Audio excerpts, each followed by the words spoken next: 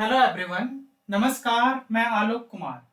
तो इस वीडियो में हम डिस्कस करने वाले हैं एमपीपीएससी असिस्टेंट प्रोफेसर जूलॉजी का जो अभी आपका 1 जून को एग्जाम हुआ था उसका पार्ट 2। इसका पार्ट 1 हम डिस्कस कर चुके हैं। उसमें टोटल हमने 75 क्वेश्चन डिस्कस किए थे। बाकी के जो बचे हुए 75 क्वेश्चन है वो हम इस पार्ट में डिस्कस करने वाले हैं। तो चलिए शुरू करते हैं।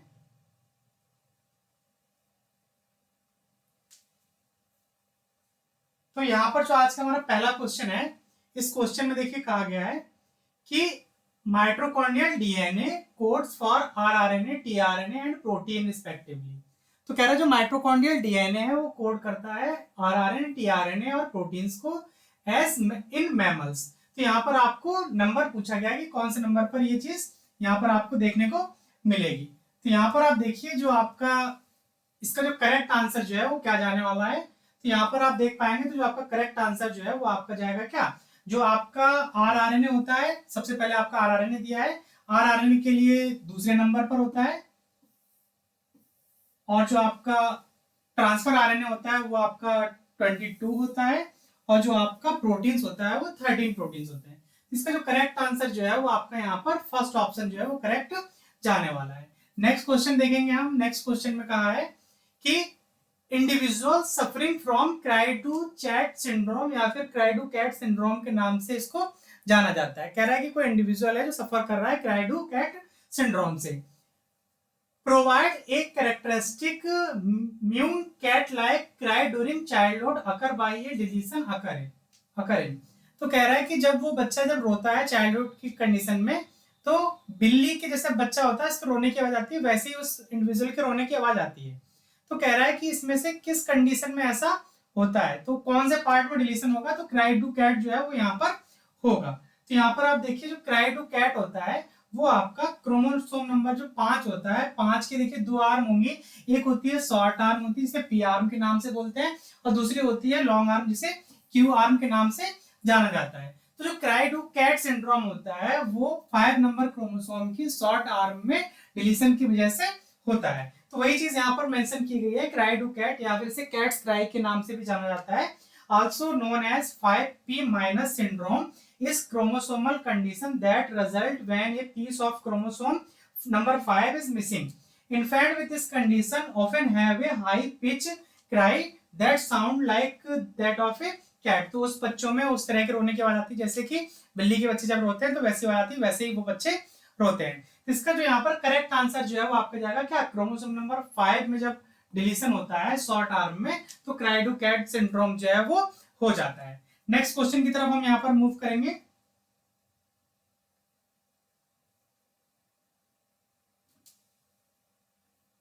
नेक्स्ट क्वेश्चन में देखिए कह रहे हैं ड्यूरिंग क्रोमोसोमल एब्रेशन। तो कह रहा है क्रोमोसोमल जब एब्रेशन हो रहा है उसकी बात की गई है, 1 क्रोमोसोम मिसिंग, यानी कि टोटल नंबर ऑफ 2n होता है, तो उसमें से कहा गया कि एक क्रोमोसोम जो है वो क्या है, मिसिंग है, यानी कि 2n-1 कंडीशन है। तो इस कंडीशन को क्या नाम दिया जाता है। जब आपका यूपीएचएससी का एग्जाम हुआ था तो वहां पर 2n-2 कंडीशन पूछी गई थी। ठीक है, अब की बार आपका एमपीपीएससी का हुआ है तो यहाँ पर आपसे 2n-1 कंडीशन पूछ लिया है। तो चलिए यहाँ पर देखते हैं कि जो पोलैरिटी होती है तो ये कई तरह से होता है। तो यहाँ पर एक आपका यूपोलैरिटी है, दूसरा आपका एन्यूपोलैरिटी है।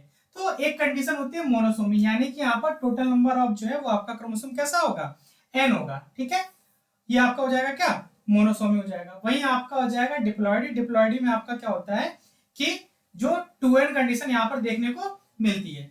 पॉलीपोलैरिटी में 2 पार्ट हो गए, एक आपका हो गया ऑटो पॉलीपोलैरिटी और दूसरा आपका हो गया एलो पॉलीपोलैरिटी।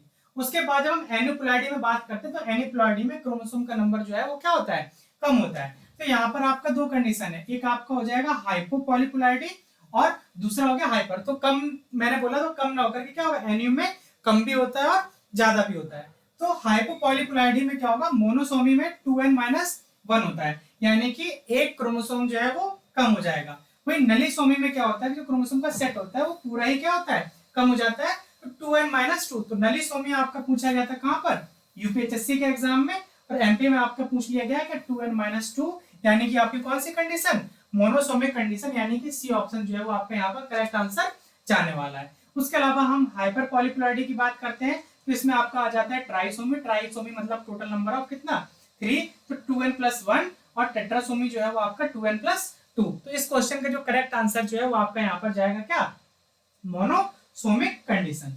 नेक्स्ट क्वेश्चन देखेंगे, नेक्स्ट क्वेश्चन में क्या कहा है। तो यहाँ पर देखिए कह रहा है by application in crop improvement many ornamental plant are auto tetraploid. तो कह रहा है कि बहुत सारे ऑर्नामेंटल प्लांट जो है वो ऑटो टेट्राप्लॉइड बनाए जाते हैं। दे जर्नली हैव, तो कह रहा है कि उसमें से जनरली क्या देखने को मिलता है। यहाँ पर आपके ऑप्शन दे दिए गए हैं, तो यहाँ पर हम चलते हैं इसके सॉल्यूशन की तरफ। तो जो ऑर्नामेंटल प्लांट होते हैं तो वहां पर आप देखिए क्या कंडीशन देखने को मिलेगी। तो यहाँ पर है ए लॉन्गर फ्लावरिंग पीरियड। तो फ्लावरिंग पीरियड कैसा होगा, लॉन्गर होगा, ठीक है। लॉन्गर कहें या लार्जर कहें, बात एक ही है। In context to plant refer to a plant tendency to, अच्छा इसको मैं बाद में डिस्कस करूंगा, पहले आप यहाँ पर देखिए 3 कंडीशन है। पहला क्या कि फ्लावर जो है वो क्या होंगे, लार्ज होंगे, लॉन्गर फ्लावरिंग ड्यूरेशन होगी, और बायोमास जो है वो क्या होगा, इंक्रीज होगा। तो यहाँ पर देखिए ऐसा आपको किस में देखने को मिल रहा है, तो larger flower and longer flowering duration then diploid. Larger flower and shorter flowering, तो शॉर्ट लार्जर फ्लावर तो ठीक है, लेकिन फ्लावरिंग ड्यूरेशन जो है वो शॉर्टर नहीं है, कैसी है, लॉन्गर। तो ये स्टेटमेंट हमारा क्या हो गया, गलत हो गया। यहाँ पर देखिए कह रहा है स्मॉलर फ्लावर, तो ये दोनों स्टेटमेंट भी हमारे क्या है, गलत है। करेक्ट आंसर जो है वो हमारा जाएगा क्या, बी स्टेटमेंट यहाँ पर करेक्ट जाने वाला है। अब देखिए जो लार्जर फ्लावरिंग मतलब समझ लीजिए कि जो फ्लावर का साइज है वो क्या हो गया, लार्ज हो गया, ठीक है। लेकिन जो यहाँ पर लॉन्गर फ्लावरिंग ड्यूरेशन है, इसको जरा आप समझिए कि लॉन्गर फ्लावरिंग ड्यूरेशन का मतलब हुआ कि किसी प्लांट पर अगर कोई फूल खिलेगा तो वो ज्यादा समय के लिए वहां पर रहने वाला है। वही चीज यहाँ पर टेक्स्ट में लिखी गई है, a longer flowering period in context to plant refers to a plant's tendency to bloom and produce flowers for a longer duration of time compared to other plant. It essentially means the plant will remain in a flowering state for a greater portion of the growing season. तो यानी कि जब season रहेगा flower का तो flower जो है वो काफी समय तक उस प्लांट पर रहने वाला है। इसका करेक्ट आंसर जो है वो आपका यहाँ पर क्या जाएगा, बी स्टेटमेंट जो है वो आपका यहाँ पर करेक्ट जाने वाला है। नेक्स्ट क्वेश्चन देखेंगे। तो नेक्स्ट क्वेश्चन में कहा गया है the phenomena of translocation was first discovered in 1923। तो कह रहा है कि जो ट्रांसलोकेशन का फिनोमिना है वो सबसे पहले 1923 में डिस्कवर किया गया था by Bridge in Drosophila through genetic analysis of a shift of segment of chromosome. तो कह रहा है कि क्रोमोसोम के किस सेगमेंट में ये चीज देखने को मिली थी, ये क्वेश्चन में आपसे पूछा गया है। तो यहाँ पर आप देखिए तो ट्रांसलोकेशन मतलब क्या हुआ कि the movement of chromosome segment to a new location was discovered in 1923 by Bridge in Drosophila. Drosophila को जो है वो फ्रूट फ्लाई के नाम से भी जाना जाता है। किसी जगह पर एक क्वेश्चन पूछा गया था, वहां पर फ्लाई रूम की बात की गई थी और साइंटिस्ट के नाम दिए गए थे। तो फ्लाई रूम जो है वो आपका जो टीएच मॉर्गन थे उनसे रिलेटेड होता है, ठीक है। तो this discovery involve segment analysis of chromosome segment shift specially from chromosome number 2 to chromosome number 3। तो यहाँ पर क्रोमोसोम 2 और 3 के बीच में क्या हुआ था, सेगमेंट का चेंज हुआ था। This translocation resulted in both A phenotypic effect and recessive lethal effect. तो यहाँ पर फिनोटिपिक और दोनों रिसेसिव लीथल इफेक्ट यहाँ पर दोनों देखने को मिले थे। तो फिनोटिपिक इफेक्ट की बात कर दी गई है और जो लीथैलिटी है रिसेसिव इफेक्ट है उसकी बात कर दी गई है। और क्रोमोसोम नंबर 2 और क्रोमोसोम नंबर 3 के बीच में यहाँ पर क्या हुआ था, क्रोमोसोम के सेगमेंट का ट्रांसफर हुआ था। तो करेक्ट आंसर जो है वो आपका यहाँ पर जाने वाला है क्या, ऑल ऑफ द अबव जो है वो यहाँ पर आपका करेक्ट आंसर जाएगा। नेक्स्ट क्वेश्चन की तरफ हम मूव करेंगे। नेक्स्ट क्वेश्चन में देखिए आपसे पूछा गया है, कहा है population ecology is the study of. तो आपसे यहाँ पर सिंपली पॉपुलेशन इकोलॉजी जो है उसकी डेफिनेशन पूछ ली गई है कि पॉपुलेशन इकोलॉजी जो है वो किस चीज की स्टडी होती है। तो यहाँ पर आप देखिए तो population ecology studies individual of the same species.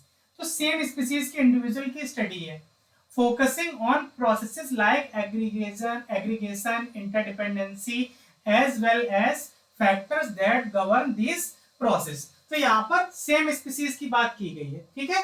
तो इंडिविजुअल ऑफ सेम स्पीसीज, ठीक है। इंडिविजुअल ऑफ डिफरेंट स्पीसीज, तो ये आपका ऑप्शन गलत हो जाएगा। Individual of same species where the processes such as aggregation, interdependency, ठीक है, aggregation interdependency between the individual and factor governing the process are highlighted. ठीक है, इसके अलावा आप देखिए such as aggregation species where the process, तो यहाँ पर जो आपका करेक्ट आंसर जो है वो आपका यहाँ पर जाएगा फर्स्ट जाएगा। ठीक है, एक बार आप इसको चेक करिए, फिर मैं इसको और अच्छे से आपको बताऊंगा कि फाइनल आंसर जो है वो क्या जाने वाला है। आपको 2 सेकंड का समय दिया जाता है।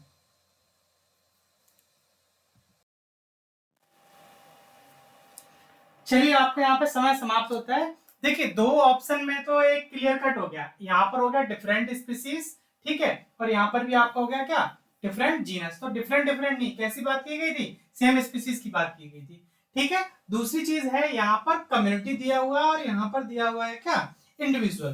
तो पॉपुलेशन इकोलॉजी की बात करते हैं तो ये आपका कम्युनिटी जाएगा, ना कि इंडिविजुअल जाएगा। इस तरह से इसका करेक्ट आंसर जो है वो आपका यहाँ पर ए ऑप्शन जो है वो करेक्ट आंसर में जाएगा। नेक्स्ट क्वेश्चन देखते हैं हम। नेक्स्ट क्वेश्चन में कहा है when the pre reproductive and reproductive age group become more और लेस इक्वल इन साइज। कह रहा है प्री रिप्रोडक्टिव और रिप्रोडक्टिव जो है वो दोनों साइज में क्या है, मोर और लेस इक्वल है। The post reproductive group remain the smallest, और जो पोस्ट रिप्रोडक्टिव ग्रुप है वो कैसा है, छोटा है। ये चीज यहाँ पर दी गई है। देन दीज रिजल्ट इन, तो कह रहा है ऑप्शन दिए गए हैं कि आपका क्या आंसर जाना चाहिए। आपका बेल शेप्ड जाएगा stable population, bell shape decline population, urn shape stable population और अर्न शेप डिक्लाइन पॉपुलेशन। जब हम लोग पॉपुलेशन पिरामिड देखते हैं तो वहां पर 4 तरह के मेनली देखने को मिलते हैं। मेनली तो 3 मिलते हैं वैसे। एक जो हो गया आपका, ये हो गया ट्रायंगुलर शेप, दूसरा होता है आपका बेल शेप और तीसरा होता है आपका अर्न शेप होता है। तो यहाँ पर देखिए पॉइंट में मेंशन किया है when pre reproductive and reproductive age group. तो देखिए जब हम ग्राह्य बनाते हैं तो ये होता है आपका प्री रिप्रोडक्टिव, ठीक है, ये आपका प्री रिप्रोडक्टिव होता है। फिर आपका आता है रिप्रोडक्टिव और ये आता है आपका पोस्ट रिप्रोडक्टिव। ये हो गया बच्चे, ये हो गया जवान और ये हो गया बूढ़ों की बात की जा रही है। तो when pre-reproductive and reproductive age group are roughly equal in size and the post-reproductive group in the smallest, this result in a well-shaped structure। तो आपका कैसा होगा, वेल शेप होगा, यानी कि इन दोनों में से आपका एक आंसर जो है वो करेक्ट जाना चाहिए। ये दोनों जो है वो आपके ऑप्शन क्या हो गए, एलिमिनेट हो गए। एंड ए स्टेबल पॉपुलेशन, तो इस कंडीशन में जब ये कंडीशन देखने को मिलेगी तो पॉपुलेशन कैसी होगी, स्टेबल होगी। तो करेक्ट आंसर जो है वो आपका यहाँ पर ए जो है वो जाना चाहिए। This indicates that the population is neither growing nor declining rapidly, but rather maintaining a relatively constant size। अब होगा कैसे constant, तो जो यहाँ के लोग हैं और यहाँ के बराबर हैं तो ये क्या करेंगे, यहाँ की जगह ले लेंगे, तब तक यहाँ पर फिर से और आ जाएंगे। तो इस तरह से कंडीशन जो है वो स्टेबल बनी रहेगी। ठीक है, तो इसका करेक्ट आंसर जो है वो आपका यहाँ पर फर्स्ट जाने वाला है। नेक्स्ट क्वेश्चन देखेंगे हम। इसमें कहा है who proposed the term biotic potential to designate maximum reproduction power। तो कह रहा है कि किस साइंटिस्ट ने जो है वो बायोटिक पोटेंशियल टर्म जो है वो दिया था, ये आपसे क्वेश्चन में पूछा गया है। तो यहाँ पर देखिए जो बायोटिक पोटेंशियल टर्म है वो केपमैन द्वारा दिया गया था, कब, 1928 में जो है वो दिया गया था। किसके द्वारा, केपमैन द्वारा। तो यहाँ पर आपका जो करेक्ट आंसर जो है वो आपका यहाँ पर सी स्टेटमेंट जो है वो आपका यहाँ पर करेक्ट जाने वाला है। नेक्स्ट क्वेश्चन देखेंगे।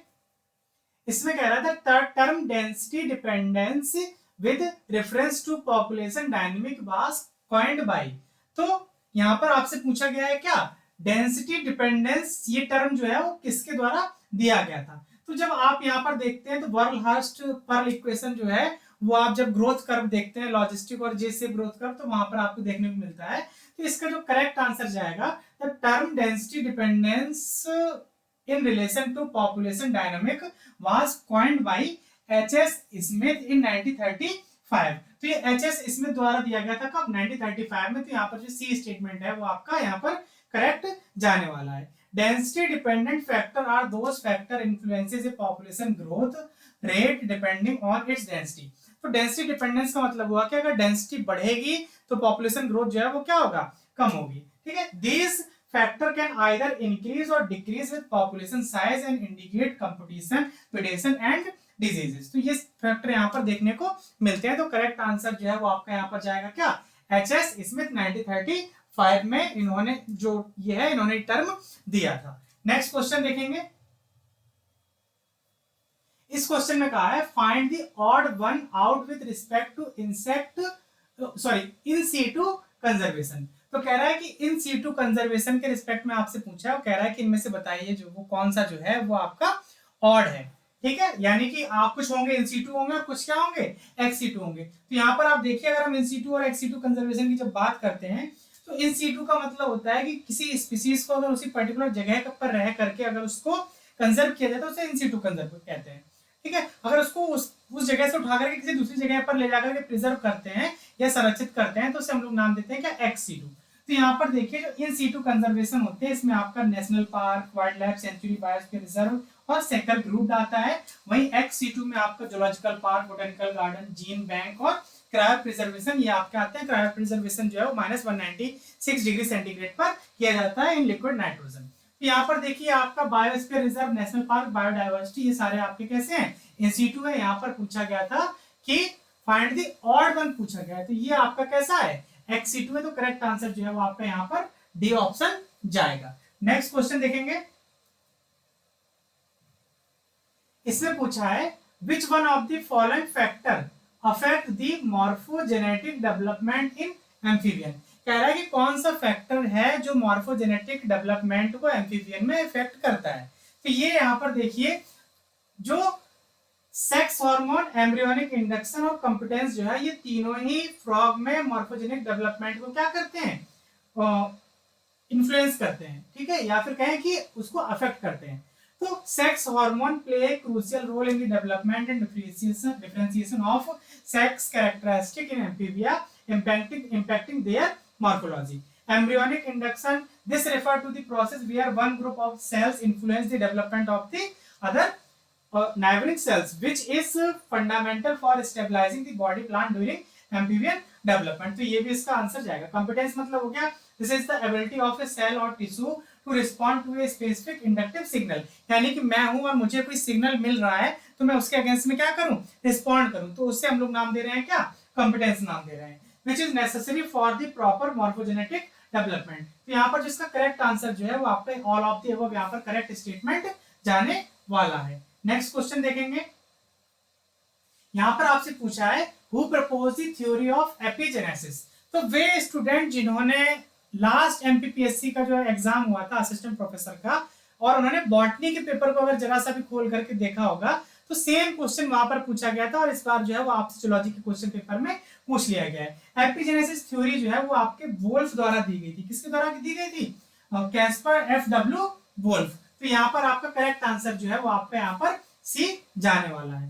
कार्ल अर्नेस्ट वॉन बियर जो है he did disprove the idea that embryos pass through adult stages of ancestor during the development। तो ये अर्नेस्ट वॉन बियर ने कहा था।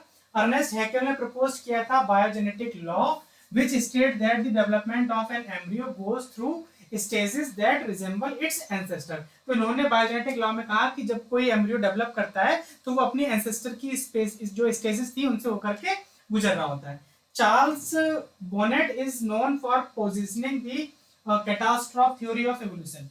Catastrophe of theory of evolution जो है वो प्रपोजिंग किया था किसने चार्ल्स बोनेट ने, which suggests that the earth has experienced periodic catastrophe।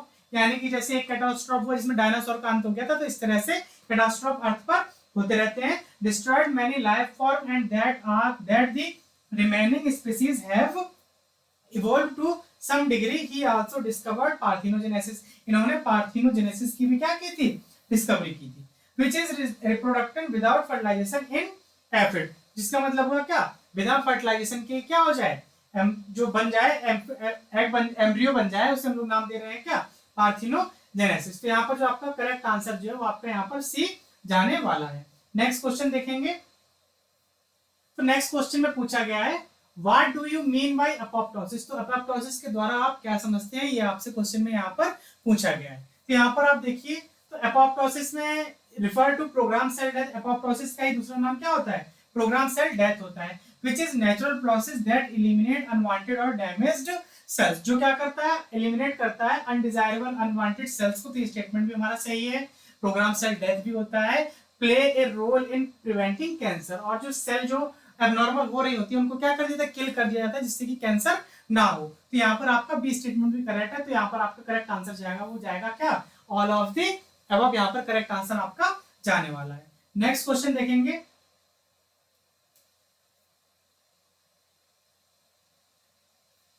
Next question में पूछा है which statement is true in regard to BMP protein. तो बीएमपी प्रोटीन के रिगार्डिंग कौन सा स्टेटमेंट जो है वो ट्रू है, ये आपसे क्वेश्चन में पूछा जा रहा है। तो बीएमपी मतलब समझ लीजिए क्या हुआ, तो बीएमपी मतलब हो गया bone morphogenetic protein are group of growth factor that play important role in the various biological process.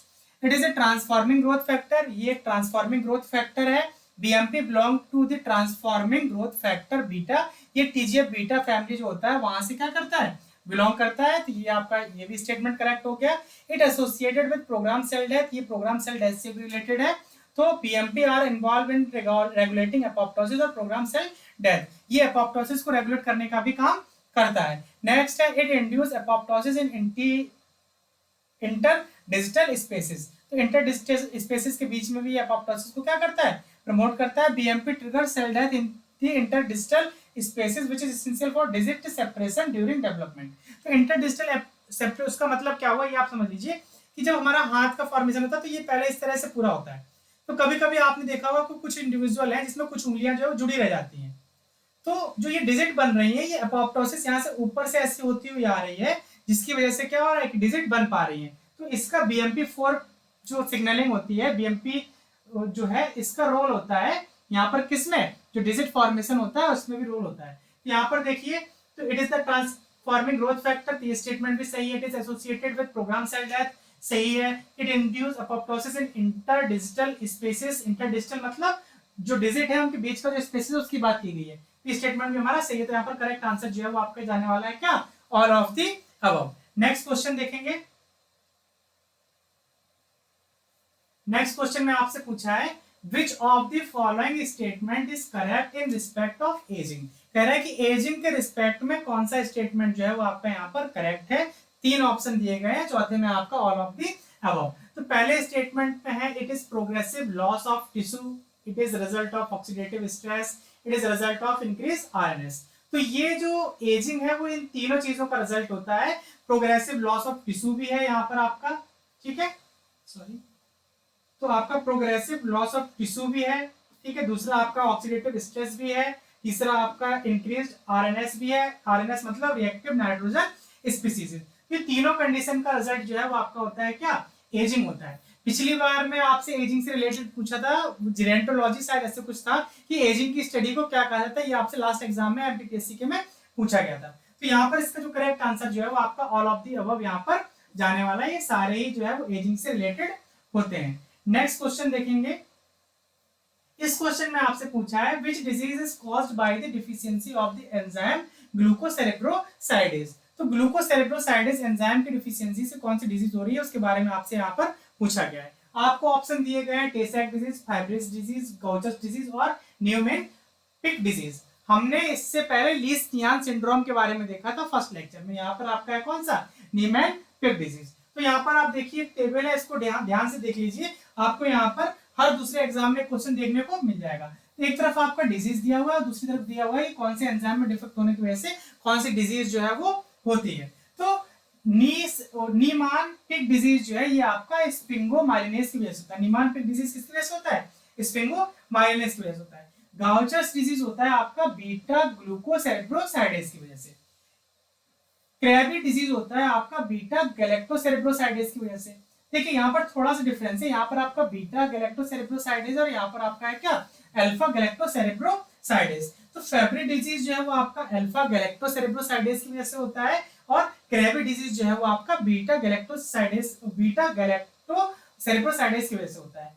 टे-सैक disease आपके हेक्सोजामिनिडेज की वजह से होता है और सैंड-हूफ डिजीज जो है वो आपका हेक्सोजामिनिडेज ए एंड बी की वजह से होता है। जो आपका टे-सैक है वो आपका हेक्सोजामिनिडेज ए की वजह से है और जो आपका सैंड-हूफ डिजीज है ये आपका हेक्सोजामिनिडेज ए एंड बी की वजह से है। आपसे क्वेश्चन में पूछा गया था क्या ग्लूकोसेरेब्रोसाइडेज की वजह से कौन सा हो रहा है, तो ग्लूकोसेरेब्रोसाइडेज की वजह से आपका हो रहा है क्या, गाउचर डिजीज है। बाकी दूसरा ऑप्शन जो है वो आपका यहाँ पर है नहीं। तो गाउचर डिजीज यानी कि सी स्टेटमेंट जो है वो आपका यहाँ पर करेक्ट जाने वाला है। नेक्स्ट क्वेश्चन देखेंगे। तो नेक्स्ट क्वेश्चन में देखिए आपसे क्या पूछा गया है। यहां पर आपसे पूछा है PFK1 कंट्रोल ग्लाइकोलिसिस बाय, तो PFK1 जो है वो ग्लाइकोलिसिस का इंपॉर्टेंट एंजाइम है। तो जब हम ग्लाइकोलिसिस पढ़ते हैं तो वहां पर हमें 3 रेगुलेटरी स्टेप पढ़ने होते हैं। एक पहला स्टेप होता है, एक तीसरा स्टेप होता है और लास्ट स्टेप होता है। टोटल 10 स्टेप होते हैं ग्लाइकोलिसिस में। पहला आपका हो जाएगा कौन सा, जो ग्लूकोज से ग्लूकोज 6 फॉस्फेट बनाते हैं, हेक्सोकाइनेज वाला स्टेप, PFK1 स्टेप, और लास्ट एंजाइम जो है वो पायरुवेट काइनेज वाला स्टेप जो है ये आपके रेगुलेटरी स्टेप होते हैं। यहाँ पर आप देखिए ये आपका हो गया सबसे पहला स्टेप, ये आपका हो गया सेकेंड, और ये हो गया आपका लास्ट स्टेप पायरुवेट काइनेज वाला। तो यहाँ पर जब आप देखेंगे तो इसको क्यों कहा गया है PFK1 के बारे में, तो ये क्या करता है, irreversibly committed glucose using ATP sensing energy level in the cell. जो PFK1 वाला स्टेप होता है ये कमिटेड स्टेप होता है। एक बार मैंने जो कमिटमेंट कर दी उसके बाद मैं अपने आप की भी नहीं सुनता। तो उसी तरह से PFK1 ने एक बार अगर कमिटमेंट कर दी कि ग्लाइकोलिसिस को आगे ले जाना है तो उसके बाद इसको रिवर्स नहीं कर सकता। तो यहाँ पर आपका जो करेक्ट आंसर जो है वो आपका यहाँ पर सी जाने वाला है। PFK1 phosphofructokinase is a key regulatory enzyme in the glycolysis. It catalyzes the conversion of fructose 6 phosphate to fructose 1,6 biphosphate। यहाँ पर एक ATP का जो है वो यहाँ पे क्या होगा, कंजप्शन होगा, fructose 6 phosphate को fructose 1,6 biphosphate में कन्वर्ट किया जाएगा। This is a irreversible step and is considered the committed step of glycolysis। PFK1 जो है वो आपका कैसा है, allosterically regulated enzyme होता है by ATP which indicate that it sends the energy level in the cell। high ATP level inhibit करता है किसको, PFK1 को, slowing down glycolysis when the cell has sufficient energy। और जब सेल के पास में सफिशिएंट एनर्जी होगी तो ये क्या करेगा, ग्लाइकोलिसिस पाथवे को डाउन रेगुलेट करता है। तो करेक्ट आंसर जो है वो आपका यहाँ पर सी जो है वो जाने वाला है। नेक्स्ट क्वेश्चन देखेंगे, नेक्स्ट क्वेश्चन में क्या पूछा गया है। यहां पर देखिए आपसे पूछ रहा है a person is eating enough vitamin B12 in their diet. एक कोई आदमी है, मान लो कि मैं हूं, मैं अपने खाने में प्रॉपर विटामिन B12 खा रहा हूं, ठीक है, but still develop symptoms of vitamin B12 deficiency. लेकिन उसकी इंडिविजुअल यानी कि मेरी बॉडी में विटामिन B12 की डिफिशियंसी देखने को मिल रही है। What is the most likely reason. तो मैं भाई खा तो रहा हूं, ठीक है, लेकिन वो बॉडी में डिफिशियंसी फिर भी हो रही है।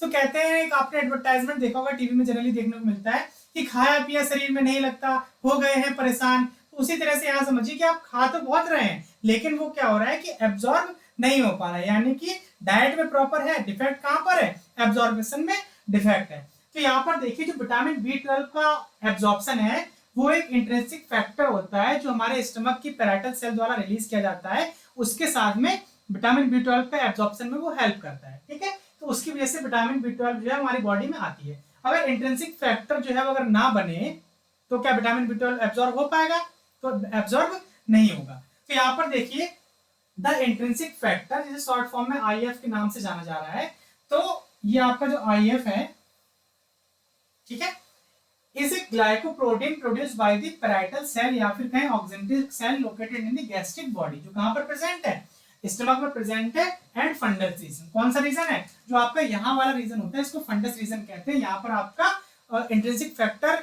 जो जो प्रोड्यूस करता है वो आपका यहाँ पर प्रेजेंट है। एक बार CSIR में क्वेश्चन पूछा गया था, वहां पर कहा कि एक इंडिविजुअल के फंडस रीजन में कैंसर हो गया है और उस रीजन को क्या किया, कट करके हटा दिया गया। तो बताओ उस इंडिविजुअल में किस विटामिन की जो है वो कमी हो जाएगी। तो फंडस रीजन में हमारा पैराइटल सेल, वहां से हमारा इंट्रिंसिक फैक्टर रिलीज होता है, अगर उसको हटा देंगे तो विटामिन B12 की कमी हो जाएगी। तो ये क्वेश्चन वहां पर पूछा गया था। इसके बाद आप देखिए fundus play crucial role in the transportation and absorption of the vital micronutrient vitamin B12 cobalamin CBL by the terminal aluminum. His intestine is not producing enough intrinsic factor glycoprotein to absorb the vitamin B12। अब देखिए यहाँ पर जो option आपके दिए गए हैं, तो यहाँ पर आपसे बोला है कि his intestine is not produced, ठीक है। तो अगर इंटेस्टाइन में लिख करके एलिमेंट्री कैनाल या स्टमक लिखते तो ये क्वेश्चन जो है वो और बेहतर हो सकता था। तो यहाँ पर देखिए इस क्वेश्चन में थोड़ा सा डाउट रहेगा, किसकी वजह से, इंटेस्टाइन यहाँ पर दे दिया इस वजह से, ठीक है। वैसे इसका जो आंसर है अगर ये ना देते तो इसका आंसर जो है वो आपका यहाँ पर सी जाता। तो ये थोड़ा डाउटफुल है। अब देखते हैं कि आयोग जो है वो अपने ये जो इन्होंने लिखा हुआ है कि इंटेस्टाइन इज नॉट प्रोड्यूस, तो इसको सही मानते हैं या नहीं मानते, तो ये देखने लायक है। वैसे मेरे हिसाब से जो है वो इसका सी आंसर जाना चाहिए। ठीक है, नेक्स्ट क्वेश्चन देखते हैं। नेक्स्ट क्वेश्चन में आपसे पूछ लिया है which of the following is not ketone bodies, तो कह रहा है कि इनमें से कौन जो है वो कीटोन बॉडी नहीं है, ये आपसे क्वेश्चन में पूछा गया है। तो ketone bodies are water soluble molecule containing ketone group produced by the liver from fatty acid. तो कीटोन बॉडीज जो है वो फैटी एसिड से बनाए जाते हैं, और बनाता कौन है, लिवर बनाता है। And they serve as an alternate energy sources when glucose is scare. जब ग्लूकोज की कमी होती है, जो कीटोन बॉडीज होती हैं वो अल्टरनेट ग्लूकोज या एनर्जी सोर्स के रूप में यूज किया जाता है ड्यूरिंग फास्टिंग कंडीशन, एक कीटोजेनिक डाइट और कंडीशंस लाइक डायबिटीज। तो डायबिटीज कंडीशन में भी कीटोन बॉडीज का जो है वो क्या होता है, बॉडी में प्रोड्यूस होने लगती है, क्योंकि ग्लूकोज जब सेल में जा नहीं पाएगा तो फैट को ब्रेक किया जाएगा, और फैट जब ब्रेक होगा तो कीटोन बॉडीज बनने लगती है। तो the primary ketone bodies are acetoacetate, beta hydroxybutyrate and acetone. ये कीटोन बॉडीज होती है। आपका कीटोन बॉडी नहीं है कौन, यहाँ पर आपका एसिटाइल कोएंजाइम ए जो है ये आपका कीटोन बॉडी नहीं है। तो करेक्ट आंसर जो है वो आपका यहाँ पर डी जाने वाला है। यही पूछा गया था कि नॉट ए कीटोन बॉडी, तो डी आंसर जो है वो आपका यहाँ पर करेक्ट जाएगा। नेक्स्ट क्वेश्चन देखेंगे। इसमें पूछा है what is the main purpose of A Ramachandran plot in protein structure analysis. कह रहे हैं कि प्रोटीन स्ट्रक्चर की एनालिसिस में रामचंद्रन प्लॉट का जो है वो क्या रोल होता है। तो रामचंद्रन जो प्लॉट होता है वो किसी प्रोटीन के स्ट्रक्चर को बताता है, सेकेंडरी स्ट्रक्चर को बताता है कि उसकी लोकेशन जो है वो कहाँ पर होगी। ठीक है, तो अभी हम लोग ने CSIR का जो आपका बैच है वो लॉन्च कर दिया है। तो ये आपका बैच जो है वो कल से स्टार्ट हो रहा है, और इसकी 6 मंथ की जो फीस है वो रखी गई है 6000 रुपीज। ठीक है, जो आपका नेक्स्ट जो दिसंबर का एग्जाम है वहां तक के लिए आपका 6 मंथ जो है वो कवर करेगा। तो जो भी इंटरेस्टेड कैंडिडेट हैं जिनको MP सेट की तैयारी करनी है, CSIR की तैयारी करनी है, तो वो हमारे साथ जुड़ सकते हैं और अपना ये बैच परचेज करके स्टडी स्टार्ट करते हैं। तो कल से आपका 2 यूनिट स्टार्ट हो रही है, एक आपका होगा सेल बायोलॉजी और दूसरा होगा आपका बायोकेमिस्ट्री। तो बायोकेमिस्ट्री में आपके डॉक्टर अरविंद सर जो है वो पूरा ये आपको रामचंद्रन प्लॉट और ये सब डिस्कस करने वाले, तो वहां पर हम ये चीज डिटेल में देखेंगे। तो आप देखिए the main purpose of Ramachandran plot is protein structure analysis is to map the strictly allowed 5 side angle of the polypeptide backbone. तो ये आपका जो करेक्ट आंसर जो यहाँ पर जाने वाला है वो सी स्टेटमेंट जो है वो आपका करेक्ट आंसर जाएगा। ये 5 और साई की वैल्यू को क्या करता है, ये आपकी 5 वैल्यू हो गई और ये साई हो गई, ये वैल्यू होती है आपकी ±180 डिग्री। तो यहाँ पर आपका जो करेक्ट आंसर जो है वो आपका यहाँ पर सी जाने वाला है। This angle describe the rotation around the NC alpha and C alpha C bond. तो जब प्रोटीन बनाते हैं तो यहाँ पर जो बॉन्ड बनते हैं तो उनकी यहाँ पर ये बात की गई है, respectively are crucial in defining the conformation of the protein. तो यहाँ पर करेक्ट आंसर जो है वो आपका क्या जाएगा, सी स्टेटमेंट जो है वो करेक्ट जाने वाला है।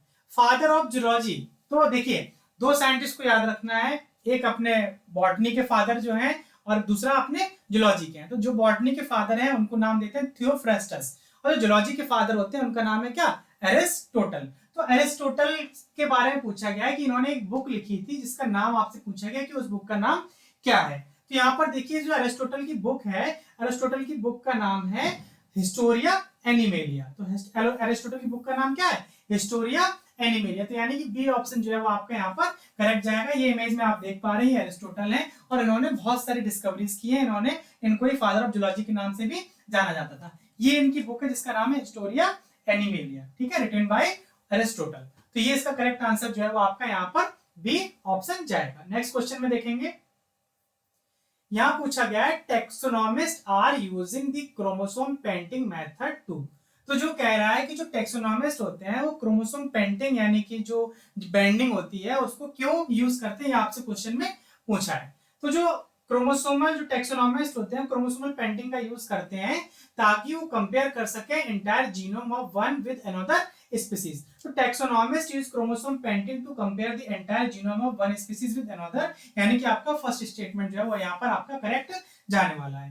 This method involve labelling specific chromosome with fluorescent dye allowing for the identification of the chromosomal rearrangement and similarity between the different species, यानी कि 2 स्पीसीज के बीच में क्रोमोसोम कितना सिमिलर है डिसिमिलर है उसको आइडेंटिफाई करने के लिए जो टैक्सोनॉमिस्ट है वो क्रोमोसोमल पेंटिंग जो है वो यूज करते हैं। तो ए स्टेटमेंट जो है वो आपका यहाँ पर करेक्ट जाएगा। नेक्स्ट क्वेश्चन देखिए, यहाँ पर आपसे पूछा गया है who is known as father of modern taxonomy and who gave a clear concept of the word species। तो कह रहा है कि जो स्पीसीज वर्ड जो है वो किसने दिया और जो मॉडर्न टेक्सोनॉमी है वो कौन है, ये आपसे क्वेश्चन में पूछा गया है। तो यहाँ पर दो साइंटिस्ट के बारे में आपको याद रखना है, एक हो गए आपके कौन, कैरोलस लिनियस हो गए, ठीक है, जिन्होंने बायनोमियल नोमेनक्लेचर दिया था, और दूसरे हो गए आपके यहाँ पर जॉन रे, जिन्होंने स्पीसीज जो वर्ड है वो यहाँ पर दिया था। तो Carolus Linnaeus is known as father of modern taxonomy and John Ray gave a clear concept of the word species. तो यहाँ पर जो करेक्ट आंसर जो है वो आपका जाएगा सी स्टेटमेंट जो है वो आपका यहाँ पर करेक्ट जाने वाला है, ठीक है। नेक्स्ट क्वेश्चन देखेंगे। नेक्स्ट क्वेश्चन में आपसे क्या पूछा गया है, यहां पर आपसे पूछा है the very popular Indian word commonly known as, जिसे गौरैया कहा जाता है, ठीक है। गौरैया जो है वो अभी विलुप्त होने की कगार पर है, क्योंकि हमने क्या किया है, बिल्डिंग्स इतने सारे बनाने लगे हैं जिसकी वजह से उनका जो नेचुरल हैबिटाट है, पेड़ पौधे ये सब डिस्ट्रक्ट हो गया, तो जिसकी वजह से उनकी जो नंबर है वो क्या हो रहे हैं, बहुत कम हो रहे हैं। इसको प्रमोट करने के लिए गौरैया दिवस भी मनाया जाता है। तो यहाँ पर जो आपके गौरैया है उसका आपसे पूछा गया है कि बायनोमियल नोमेनक्लेचर के हिसाब से उसका जूलॉजिकल नाम जो है वो क्या होगा, ये आपसे क्वेश्चन में पूछा है। तो अगर जिन लोगों ने जो शहर के हैं जिन्होंने गौरैया को कभी नहीं देखा, तो वो यहाँ पर देख लीजिए, कभी आप गांव वगैरह में जाएंगे तो आपको इस तरह की छोटी सी चिड़िया देखने को मिलती है जिसे गौरैया कहा जाता है, ठीक है।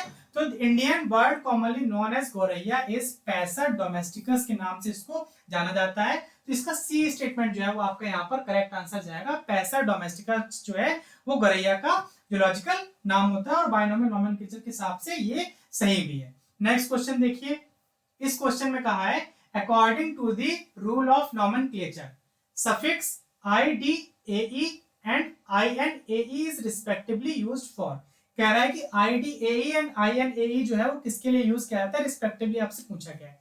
सेम क्वेश्चन जो है वो आपका पूछा गया था कहां पर, RPSC असिस्टेंट प्रोफेसर का जूलॉजी का एग्जाम था, वहां पर ये सेम क्वेश्चन पूछा गया था। अब देखिए यहाँ पर क्या हुआ, इसका जो करेक्ट आंसर जो है वो क्या जाएगा, तो यहाँ पर जो है सफिक्स जो है वो IDAE जो है ये आपका यूज किया जाता है किसके लिए, फैमिली के लिए। तो IDAE जो है ये आपका फैमिली के लिए हो गया, तो ये आपका फैमिली हो गया, और सब फैमिली के लिए जो है वो INAE यूज किया जाता है। करेक्ट आंसर जो है वो आपका यहाँ पर जाएगा क्या, सी स्टेटमेंट जो है वो आपका करेक्ट जाने वाला है। नेक्स्ट क्वेश्चन देखिए,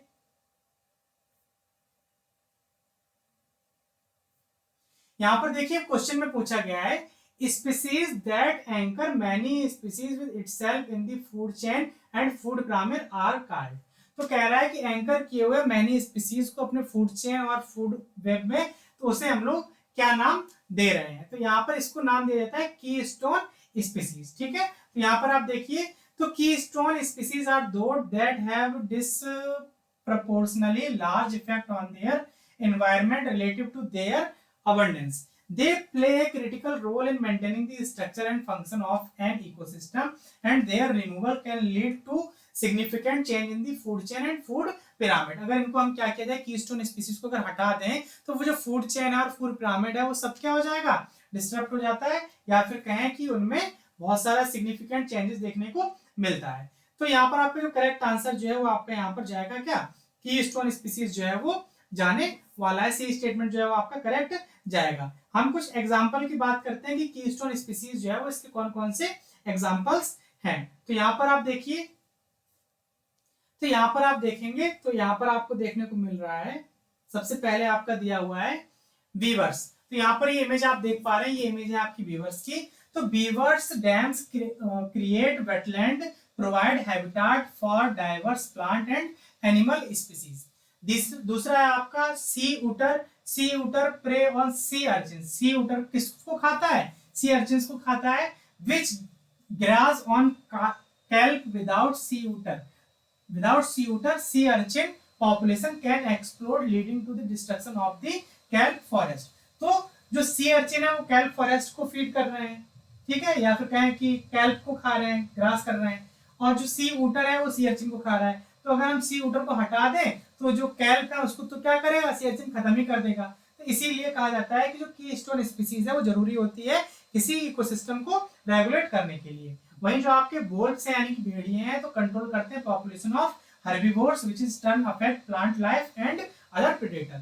वहीं आपका प्रेरी डॉग्स होते हैं, ये प्रेरी डॉग्स क्रिएट बरो and tunnel providing habitat and food for many other species. Last है आपका कोरल्स, तो corals form the foundation of reef ecosystem and provide shelter and food for a vast area of marine organism. तो जो यहाँ पर आपको corals देखने को मिल रहा है, कोरल जो है वो यहाँ पर हैबिटेट प्रोवाइड कराने का काम करते हैं। तो ये हो गया आपके कीस्टोन स्पीसीज के एग्जांपल। अगर कभी बार क्या करें कि अगर क्वेश्चन बनाते हैं और कहे कि आपसे कि इनमें से कौन जो है वो कीस्टोन स्पीसीज नहीं है, तो आप यहाँ से कुछ हद तक उस क्वेश्चन को सॉल्व कर पाएंगे। नेक्स्ट क्वेश्चन देखते हैं कि क्वेश्चन में क्या कहा गया है। यहाँ पर देखिए, यहाँ पर पूछा है areas that are rich in species diversity are known as. तो कह रहा है कि वो एरिया जो स्पीसीज डाइवर्सिटी में रिच है उसे क्या नाम दिया जाएगा। तो यहाँ पर देखिए आपका जो करेक्ट आंसर जो है वो आपका जाता है क्या, हॉट स्पॉट। इंडिया में टोटल 4 हॉट स्पॉट होते हैं, ठीक है। तो वो आपके हैं द हिमालय हो गया, इंडो बर्मा रीजन हो गया, वेस्टर्न घाट हो गया और संडालैंड हो गया। तो ये आपके इंडिया में 4 वेस्टर्न घाट देखने को, 4 जो है वो हॉट स्पॉट देखने को मिलते हैं जहां पर डाइवर्सिटी जो है वो बहुत ज्यादा होती है। यहीं से क्वेश्चन जो है वो आपका जो हरियाणा पब्लिक कमीशन का एग्जाम हुआ था वहां पर आपसे क्वेश्चन पूछा गया था, ठीक है। तो इसका करेक्ट आंसर जो है वो आपका हॉट स्पॉट जाने वाला है। नेक्स्ट क्वेश्चन देखिए, नेक्स्ट क्वेश्चन में क्या कहा गया है। The unit of living organism interacting with their non living environment is an orderly self sufficient manner is known as.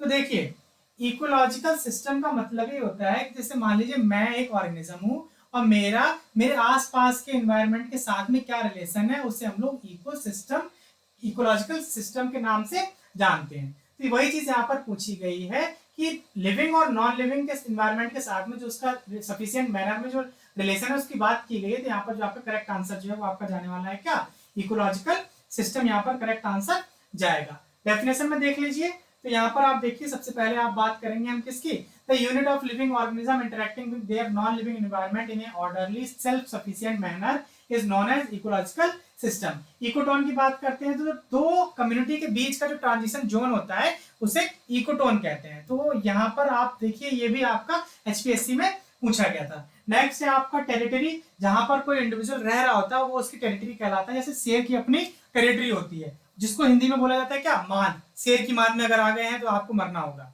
ठीक है। तो यहाँ पर देखिए, तो this is A geographical area under the control of A state of entity not an ecological concept, ठीक है। तो ये चीज आपको ध्यान में रखनी है। निके, तो this describe the role of an organism play within an ecosystem.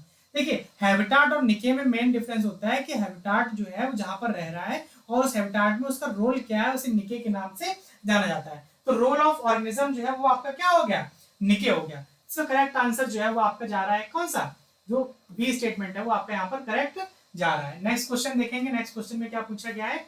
Next question में आपसे पूछा गया है the biogeochemical cycle are heavily influenced by this ecosystem.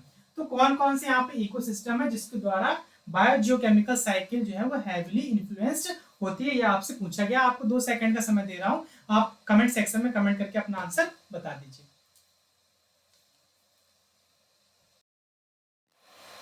चलिए आपका समय समाप्त होता है।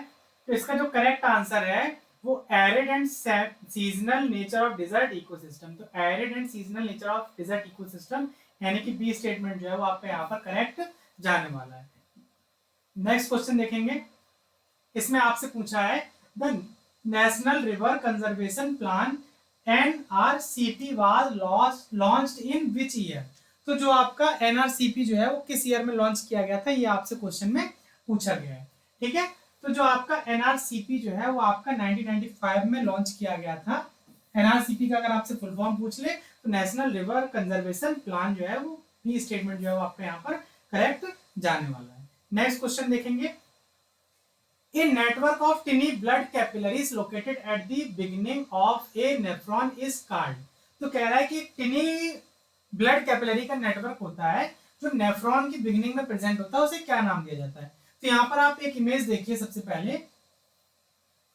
तो जब नेफ्रॉन स्टार्ट होता है तो सबसे पहला जो रीजन होता है उसे हम लोग नाम देते हैं क्या, वुमेन कैप्सूल। तो यहाँ पर जो आप देखिए वुमेन कैप्सूल हो गया और ये यहाँ पर कैपिलरी का नेटवर्क है जिसे नाम दिया जाता है क्या, ग्लोमेरुलस नाम दिया जा रहा है। तो यहाँ पर जो आपका करेक्ट आंसर जो है वो आपका क्या जाएगा, ग्लोमेरुलस यहाँ पर करेक्ट आंसर जाएगा। The network of टिनी blood capillary located at the beginning of the nephron is called glomerulus. दूसरा जो है वो आपका क्या है, glomerulus is cluster of A capillary that fitted blood in the kidney and is surrounded by A women capsule which collected the filtered fluid. जो filtered fluid है वो कहां पर आता है आपका, वुमेन कैप्सूल में आता है। और वुमेन कैप्सूल और ग्लोमेरुलस इन दोनों को अगर मिला दें तो उसे हम लोग नाम देते हैं क्या, मैलपिघियन कार्पसेल्स के नाम से जाना जाता है। ये आपका रीजन है रीनल पेल्विस, ये आपका कॉर्टेक्स रीजन होता है, बीच में आपका हो गया मेडुला रीजन हो गया, ये आपके होते हैं रीनल पिरामिड होते हैं और रीनल पेपिला ये रीजन हो गया, और यहाँ पर जो है वो आपका ये मेडुलरी पिरामिड हो गया। तो ये हो गया आपका किडनी का सेक्शन। रीनल कैलिक्स क्या है, रीनल पिरामिड क्या है, वो सब डिस्कस यहाँ पर कर लिया। तो करेक्ट आंसर जो है वो आपका यहाँ पर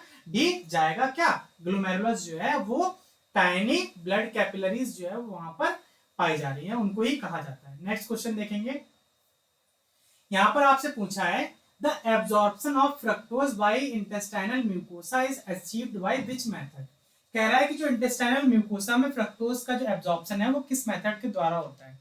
तो इंटेस्टाइनल म्यूकोसा में जो एब्जॉर्प्शन होता है वो आपका होता है कैसा, फैसिलिटेटेड डिफ्यूजन के थ्रू होता है। वहां पर किसी भी मतलब एंजाइम की या उसकी जरूरत नहीं पड़ रही है, एक प्रोटीन है वो फैसिलिटेट कर दे रही है कि भैया आप अंदर चले जाइए।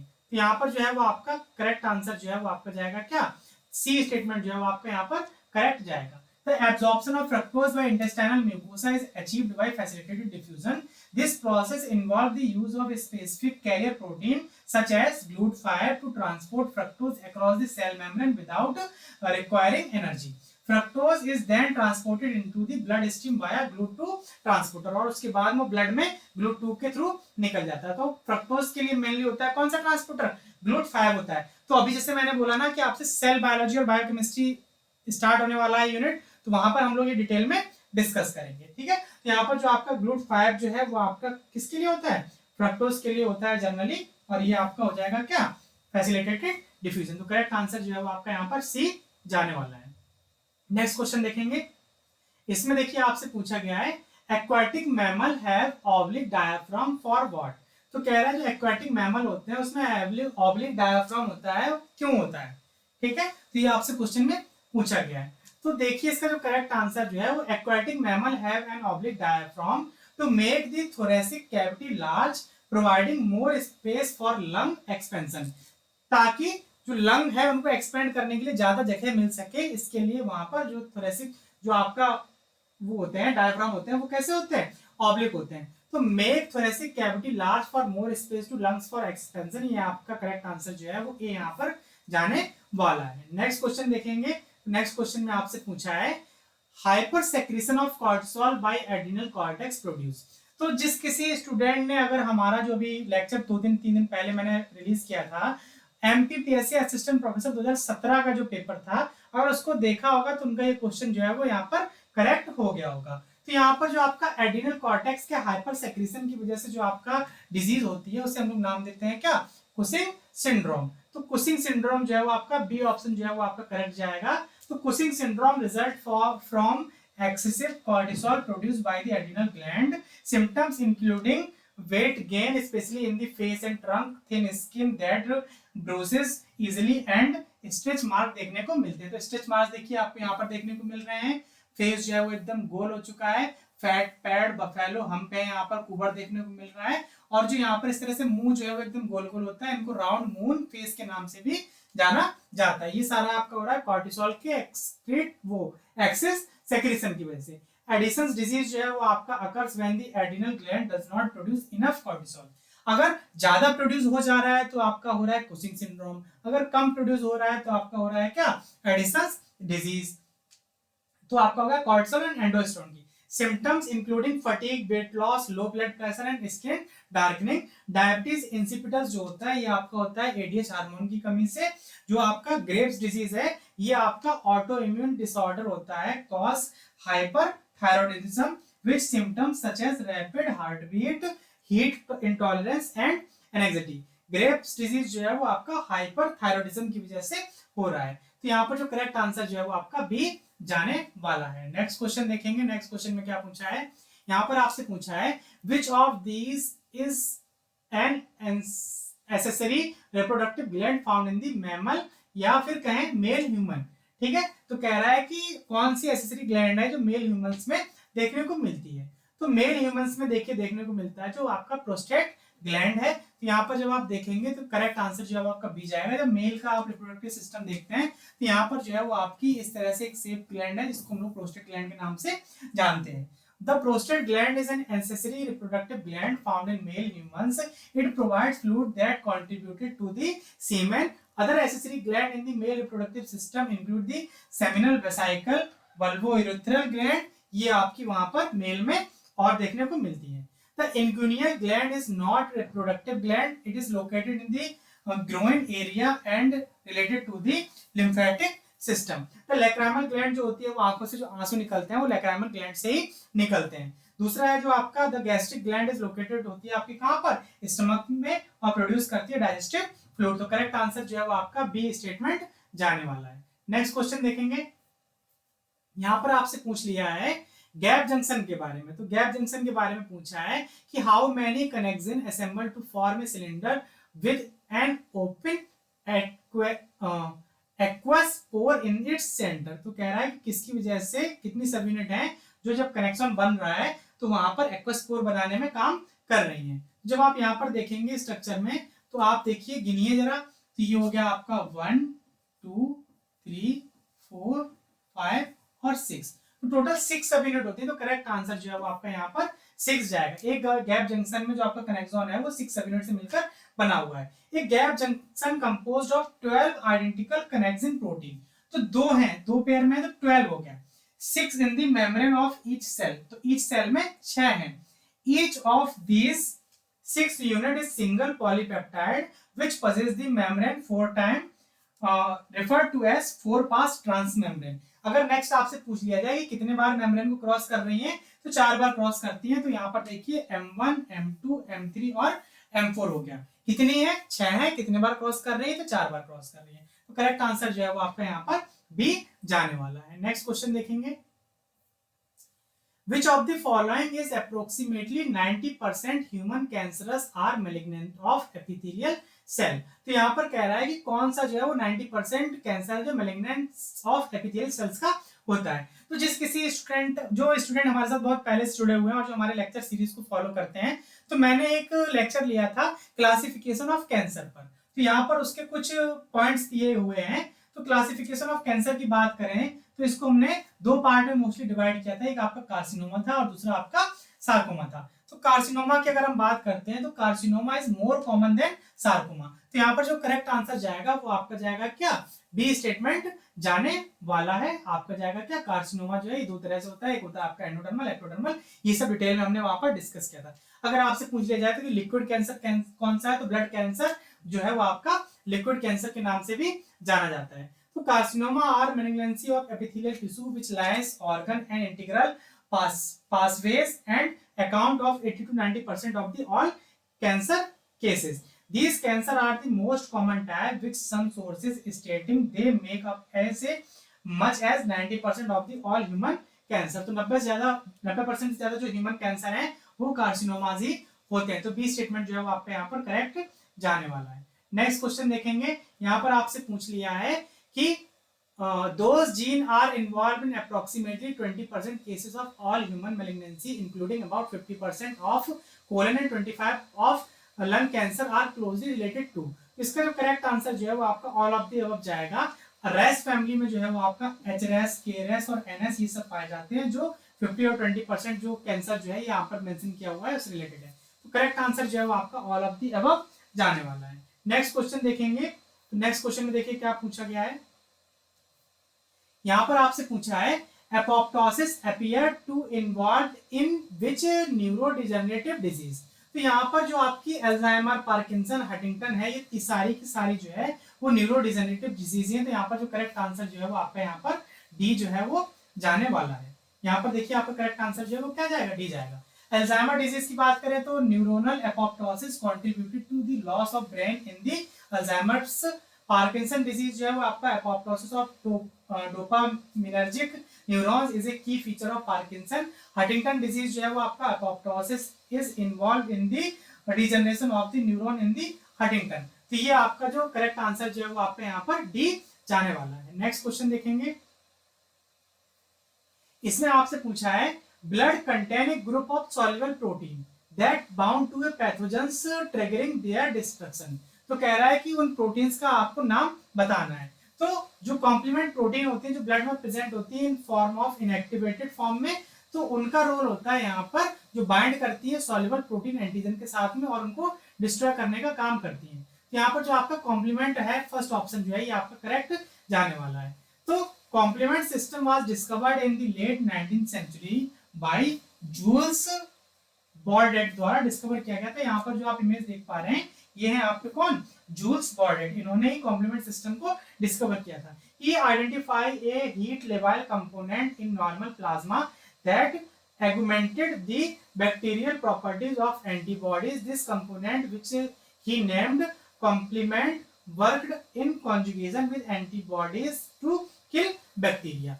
Complement protein are a group of soluble protein found in the blood that play crucial role in the immune system. They bind to pathogen triggering a cascade of the event that lead to the destruction of the pathogen. तो जो pathogen को destroy करने का काम करते हैं sorry. तो यहाँ पर देखिए हम कुछ और पॉइंट भी देख लेते हैं। तो कॉम्प्लीमेंट सिस्टम जो है वो आपका तीन तरह का होता है, ठीक है, तीन पाथवे होते हैं। एक आपका होता है क्लासिकल, एक होता है आपका अल्टरनेट और दूसरा होता है आपका मैनोस बाइंडिंग लैक्टिन। जो क्लासिकल पाथवे होता है वो आपका होता है क्या, एंटीजन एंटीबॉडी कॉम्प्लेक्स। जो मैनोस बाइंडिंग लैक्टिन होता है वो आपका होता है मैनोस जो शुगर है उनके साथ बाइंड करता है। और अल्टरनेट पाथवे होता है वो पैथोजन की सरफेस पर स्टिक करता है, ठीक है। तो यहाँ पर आप देखिए जो तीनों ही पाथवे आकर के एक पर्टिकुलर जगह पर मिलते हैं। ये क्वेश्चन आपसे पूछा था कि तीनों पाथवे जो है वो किस जगह पर आकर के मिल रहे हैं। तो ये तीनों आकर के जो C3 कन्वर्टेज होता है वहां पर पे आकर के एक दूसरे से लिंक हो जाते हैं। तो जैसे क्या हुआ कि हम लोग तीन दोस्त थे, एक अमेठी से चला, ठीक है, एक प्रतापगढ़ से और एक कानपुर से, और हमने कहा कि तीनों दोस्त आकर के कहाँ मिलेंगे, तो मिलेंगे लखनऊ में। तो जो लखनऊ है वो आपका बन जाएगा C3 कन्वर्टेज। तो मेन एक जगह है यहाँ पर तीनों पाथवे आकर के क्या होते हैं, मर्ज हो जाते हैं, तो उसे C3 कन्वर्टेज नाम दिया जा रहा है। तो करेक्ट आंसर जो आपका जाएगा क्या, कॉम्प्लीमेंट पाथवे। नेक्स्ट क्वेश्चन देखेंगे क्या कहा गया है, Which of the following is commonly nicknamed as the grand old man of intestine? तो इंटेस्टाइन का बूढ़ा आदमी किसको कहा जा रहा है ये आपसे पूछा गया है। तो यहाँ पर जो जियार्डिया होता है, जियार्डिया को grand old man of intestine के नाम से जाना जाता है। यहाँ पर आप इमेज देख पा रहे हैं, ये आपका एक प्रोटोजोआ होता है, ठीक है, और जो डिजीज कॉज करता है उसे जियार्डियासिस के नाम से जाना जाता है। Giardiasis is an intestinal infection caused by the microscopic parasite called Giardia intestinalis, also known as Giardia lamblia के नाम से भी इसको जानते हैं। This parasite live in the small intestine and cause symptoms like watery diarrhea and flatulence, ठीक है। तो ये जो है इसका करेक्ट आंसर जो है वो आपका बी स्टेटमेंट जाने वाला है। नेक्स्ट क्वेश्चन देखेंगे हम। नेक्स्ट क्वेश्चन में देखिए पूछ रहा है बाय विच पैरासाइट फाइलेरियासिस और एलिफेंटिसिस अकर।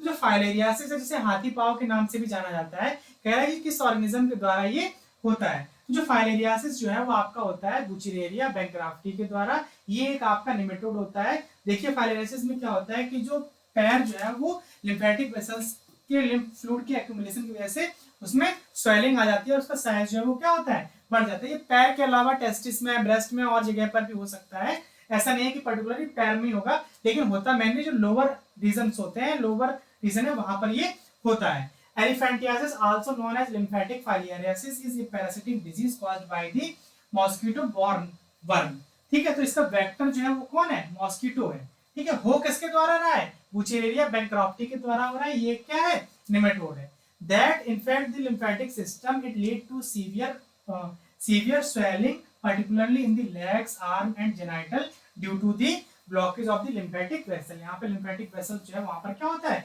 ब्लॉकेज हो जाता है। तो करेक्ट आंसर जो है वो आपका ए जाना चाहिए। नेक्स्ट क्वेश्चन में देखेंगे, यहाँ पर आपसे पूछा है which have cellular grade and tissue organ type of grade organization। तो देखिए सेलुलर जो है वो आपका कहाँ पर मिलता है, स्पेंजेस में मिलता है, और जो आपका टिश्यू ऑर्गन है वो आपका फ्लैट वर्म में आपको देखने को मिलता है। तो यहाँ पर आपका करेक्ट आंसर जो है वो आपका यहाँ पर सी जो है वो जाएगा। स्पंजेस एंड फ्लैट वर्म जो है यहाँ पर आपका इसमें हो जाएगा, आपका स्पंजेस में हो जाएगा आपका सेलुलर ग्रेड, और फ्लैट वर्म जो है वो आपका उसमें हो जाएगा टिश्यू ऑर्गन टाइप। तो करेक्ट आंसर जो है आपका सी जाएगा। नेक्स्ट क्वेश्चन देखिए, नेक्स्ट क्वेश्चन में क्या पूछ रहे हैं, नेक्स्ट क्वेश्चन में पूछ रहे हैं choose the group of animal which have system level of organisation. देखिए जब हम पढ़ते हैं एनिमल किंगडम तो प्रोटोजोआ से लेकर के हम जाते हैं कॉर्डेटा तक।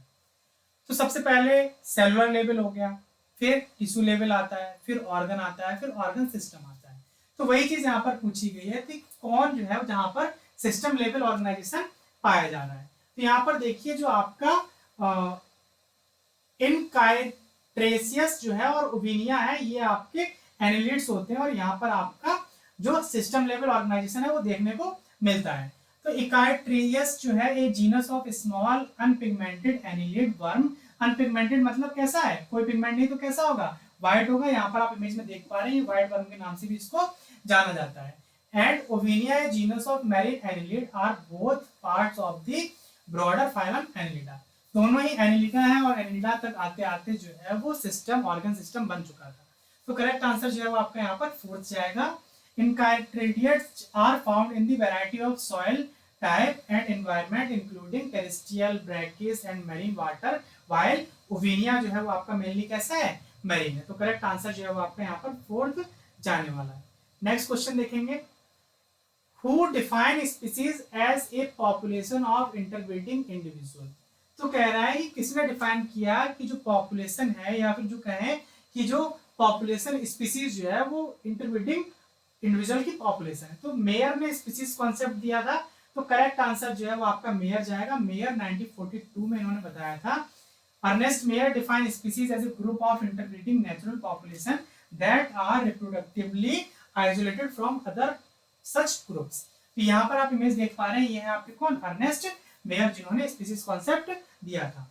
ठीक है, नेक्स्ट आगे की तरफ मूव करेंगे।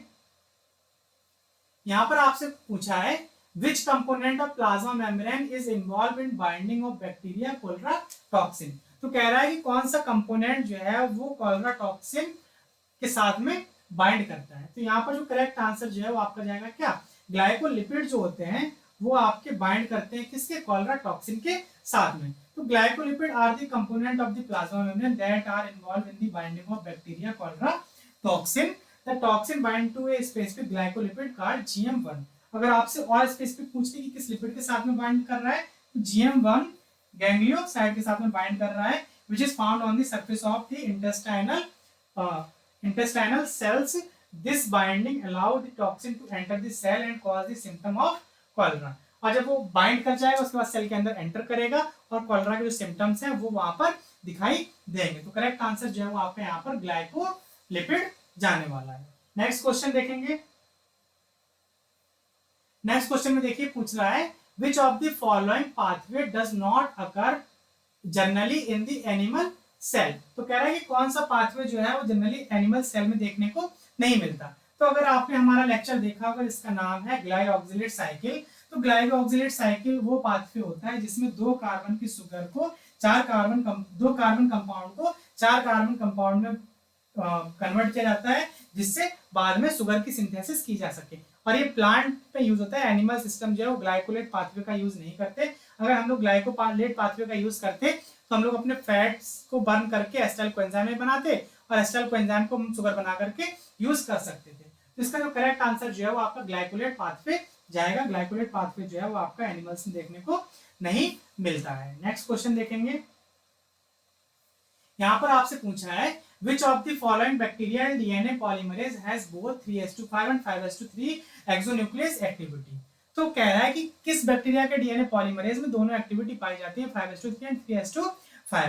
तो अगर आपने हमारा लेक्चर लिया है जिसका नाम है क्या, important protein and enzyme of DNA replication, तो यहाँ पर आप देख पा रहे हैं कि जो डीएनए पॉल फर्स्ट है उसके पास में दोनों एक्टिविटीज होती है। एक होता है 3s5 प्राइम एक्सोन्यूक्लियस एक्टिविटी, इसको प्रूफ रीडिंग एक्टिविटी के नाम से भी जानते हैं, और दूसरा है आपका 5s3 एक्सोन्यूक्लियस एक्टिविटी। ठीक है, ये आपका प्राइमर रिमूवल एक्टिविटी होती है। तो ये आपका हो गया, इसके पास दोनों है। बाकी के जो होते हैं इनके पास डीएनए पॉल सेकंड है, इसके पास केवल 3s5 एक्सोन्यूक्लियस है, थर्ड के पास में भी 3s5 है। प्राइमर रिमूवल केवल डीएनए पॉल फर्स्ट के पास में होती है, और डीएनए पॉल 4 और 5 होते हैं, इनके पास में कोई भी एक्टिविटी नहीं होती। जो आपका डीएनए पॉल थर्ड है ये मैन रेप्लिकेटिंग एंजाइम होता है, कैटालाइज करता है लीडिंग और लैगिंग स्ट्रैंड की सिंथेसिस। डीएनए पॉल सेकंड है, ये आपका मेनली रिपेयर एंजाइम होता है, small damage restart halted DNA replication. और जो डीएनए पॉल फर्स्ट है, ये आपका प्राइमरी रिपेयर एंजाइम होता है, रिमूव करता है प्राइमर को 5s2 एक्सोन्यूक्लियस एक्टिविटी द्वारा। वहीं आपका डीएनए पॉल फोर्थ और फिफ्थ है, इनके पास कोई भी एक्टिविटी नहीं होती है, कैटलाइज करते हैं error prone DNA replication, also called translation DNA synthesis भी वो करते हैं, और ये इन्वॉल्व होते हैं सॉस रिस्पॉन्स में, ठीक है। यानी कि बैक्टीरिया जो मरने ही वाला है तो रेप्लिकेशन कर दो भैया, हमको किस तरह से अपने आप को 1 से 2 करना है। तो यहाँ पर जो करेक्ट आंसर जो है वो आपका जाएगा क्या, डीएनए पॉल फर्स्ट जो है वो करेक्ट आंसर जाएगा। इसके पास दोनों एक्टिविटी होती है, 3s2 5 भी होती है और 5s2 3 भी होती है। तो मेटाबॉलिज्म मॉलिक्यूलर बायोलॉजी जब आप प्लेलिस्ट में जाएंगे तो आपको इस सीक्वेंस से देखने को मिल जाएंगे। नेक्स्ट क्वेश्चन देखिए, नेक्स्ट क्वेश्चन में क्या कहा गया है।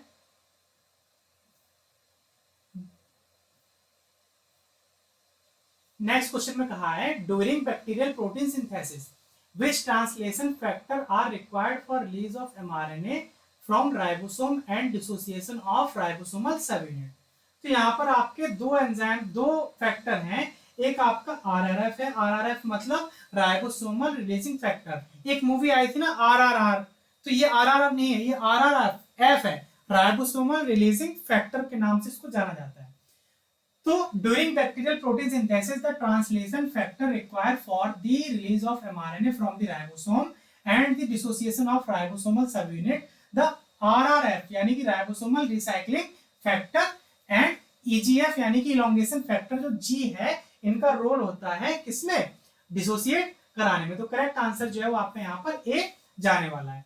जो आरआरएफ जो है राइबोसोमल रिसाइक्लिंग फैक्टर है, ये आपके 3 तरह के होते हैं, एक होता है आपका RF1 होता है, RF2 होता है, RF3 होता है, ठीक है। जब हम लोग मॉलिक्यूलर बायोलॉजी में ट्रांसलेशन टर्मिनेशन देखेंगे तो वहां पर इन सबको डिटेल में डिस्कस करेंगे। आपका करेक्ट आंसर जो है वो यहाँ पर जाएगा क्या, ए ऑप्शन जो है वो करेक्ट जाने वाला है। नेक्स्ट क्वेश्चन देखेंगे क्या कहा गया है।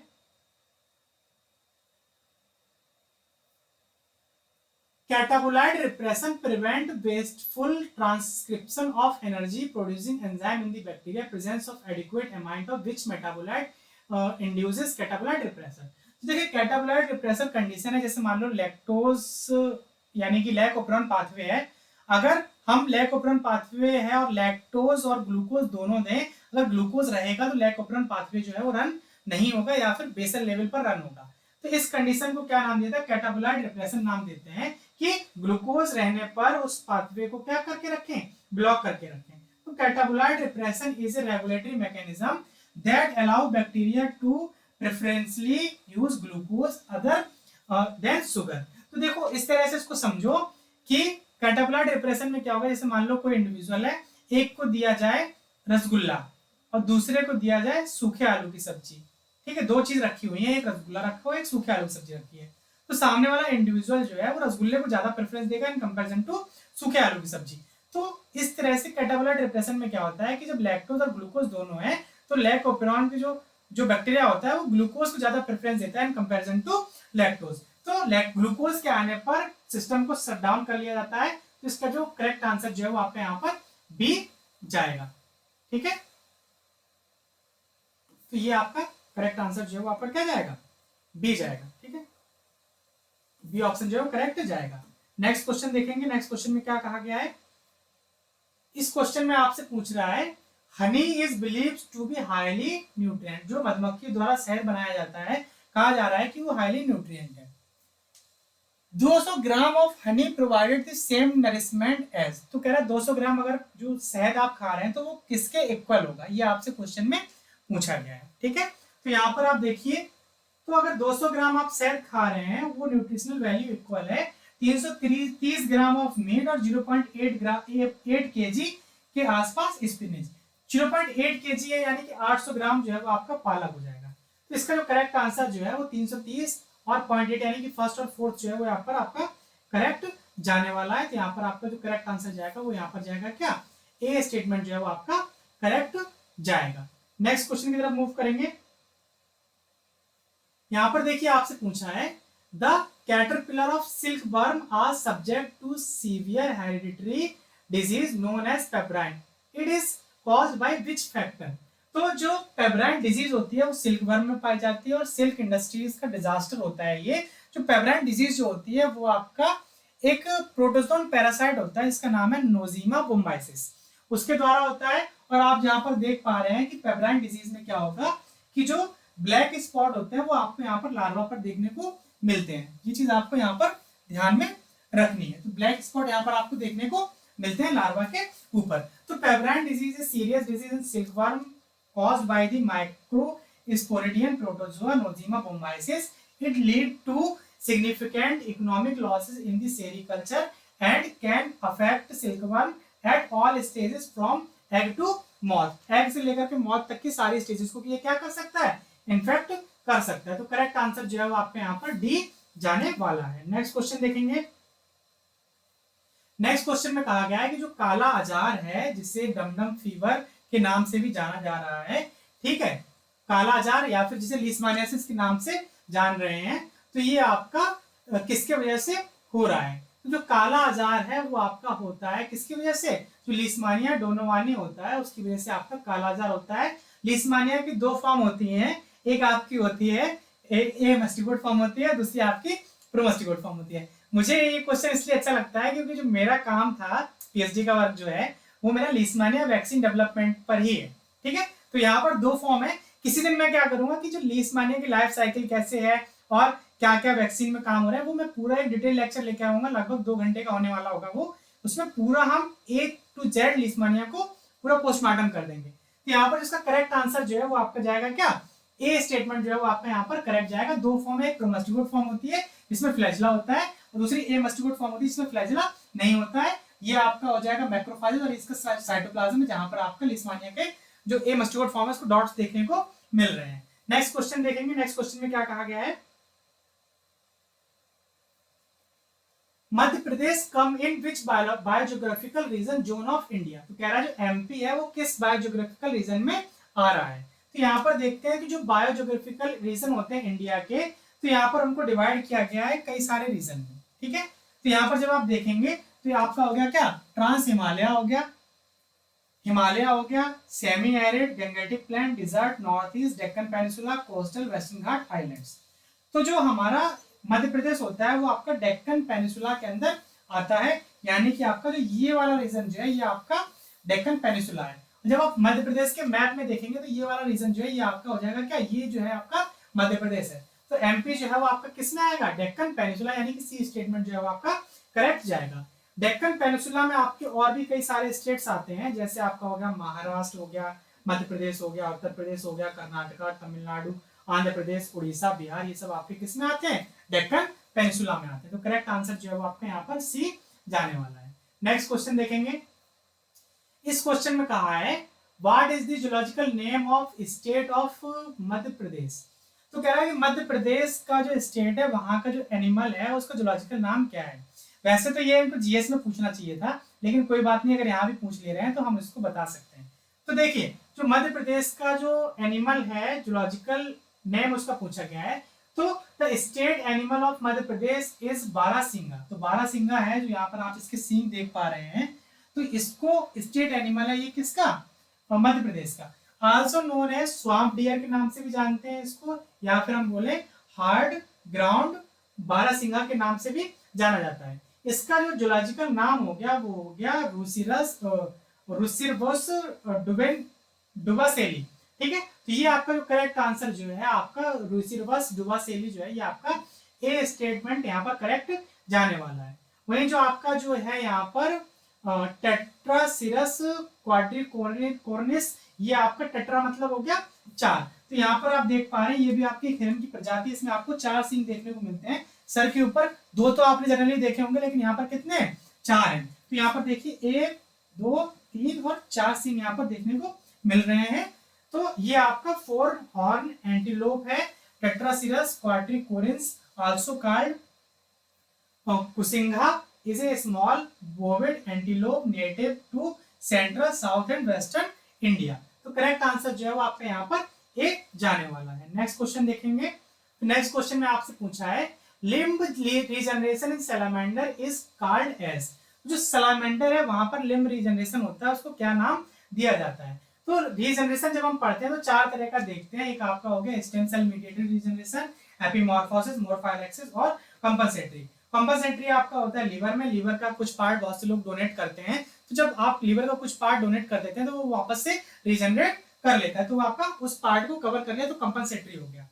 मॉर्फाइलेसिस जो है वो आपका पाया जाता है हाइड्रा में, आपसे पूछा गया था सैलामेंडर में।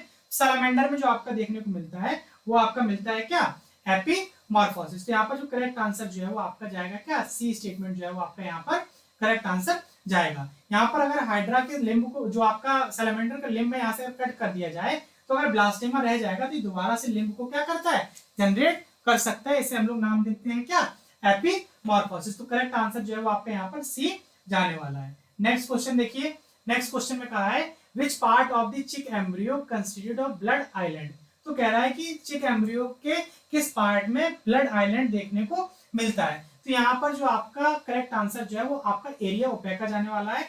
एरिया ओपेका वाला जो रीजन होता है वो ब्लड आइलैंड है, which are the precursors to blood cells and blood vessels are located in the area opaca of the chick embryo. तो करेक्ट आंसर जो है वो आपका ए जाएगा। नेक्स्ट क्वेश्चन देखिए, यहाँ पर आपसे पूछा है what do you mean by cavitation. Cavitation से आप क्या समझते हैं, ठीक है। तो यहाँ पर आपका कैविटेशन से समझना जो है वो, कैविटेशन मतलब हो गया cavitation in the context of the embryology refer to the formation of the amniotic cavity. जो एमनियोटिक कैविटी का बनना है उससे कैविटेशन के नाम से जाना जाता है। तो यहाँ पर जो कैविटेशन जो है वो आपका करेक्ट आंसर जाएगा क्या, फॉर्मेशन ऑफ एमनियोटिक कैविटी। तो यहाँ पर आपका ये हो जाएगा क्या, बी स्टेटमेंट जो है वो करेक्ट जाएगा। आर्केंट्रॉन जो है वो गैस्ट्रोलिसिस के दौरान बनता है, तो वहां पर वो नहीं जाएगा, ठीक है। आपका क्या जाएगा, फॉर्मेशन ऑफ एमनियोटिक कैविटी। तो करेक्ट आंसर जो है वो आपका बी जाने वाला है। नेक्स्ट क्वेश्चन देखेंगे, यहाँ पर आपसे पूछा है which of the following animal has placenta. तो कह रहा है कि किस एनिमल में जो है वो प्लेसेंटा देखने को मिलती है। सबसे पहले आपका पेरिपेटस, साल्पा, मैक्रोपस या ऑल ऑफ द अबव। तो यहाँ पर आप देखिए स्टेटमेंट, तो जो मैक्रोपस होता है, मैक्रोपस मतलब हो गया आपका मैक्रोपस गिगेंटियस, ये आपका कंगारू का जोलॉजिकल नाम हो गया। ईस्टर्न ग्रे कंगारू जो है ये आपका हो गया मैक्रोपस गिगेंटियस। तो जो कंगारू होते हैं ये आपके प्लेसेंटल हो गए, तो इसका करेक्ट आंसर जो है वो आपका यहाँ पर सी स्टेटमेंट जाने वाला है, ठीक है। यहाँ पर आप देखिए Macropus is a genus that including kangaroo and wallabies, these are the marsupials and while they do not have a true placenta like placental mammal, they do have a yolk sac placenta। यहाँ पर yolk sac placenta होती है, हमारी तरह true placenta इनमें देखने को नहीं मिलती। that provides some nutrient to the developing embryo। peripetus जो है वो आपका कनेक्टिव लिंक है। peripetus are velvet worm which are not mammal and do not have a placenta, इसमें placenta नहीं होती। साल्पा जो है वो आपका मेरिन ट्यूनिकेट है। they do not have structure that function similarly to a placenta but is not a true placenta, इसमें देखने को नहीं मिलती है। तो करेक्ट आंसर जो है वो आपका सी स्टेटमेंट जाने वाला है। नेक्स्ट क्वेश्चन हम यहाँ पर देखेंगे, what is called a ability to embryonic tissue to respond to the thyroid hormone during metamorphosis. Metamorphosis के दौरान थायराइड हार्मोन के साथ में जो रिस्पॉन्ड करने की जो क्वालिटी है उसको क्या नाम दिया जाता है, ये आपसे क्वेश्चन में पूछा गया है। तो उस कंडीशन को नाम देते हैं क्या, कंपिटेंस नाम दिया जाता है। तो refers to the ability of a cell or tissue to respond to a specific inductive signal like hormone which is crucial for the development.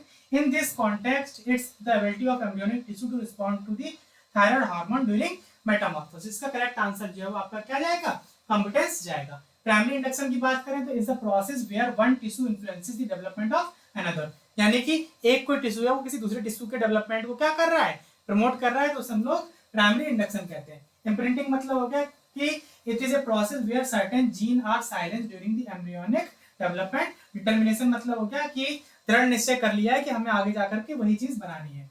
तो is the process where a cell commit to a specific developmental pathway, ठीक है। तो ये सारे यहाँ पर point हमने discuss कर दिए। करेक्ट आंसर जो है वो आपका यहाँ पर ए ऑप्शन जाने वाला है। नेक्स्ट क्वेश्चन देखेंगे, नेक्स्ट क्वेश्चन में क्या कहा गया है,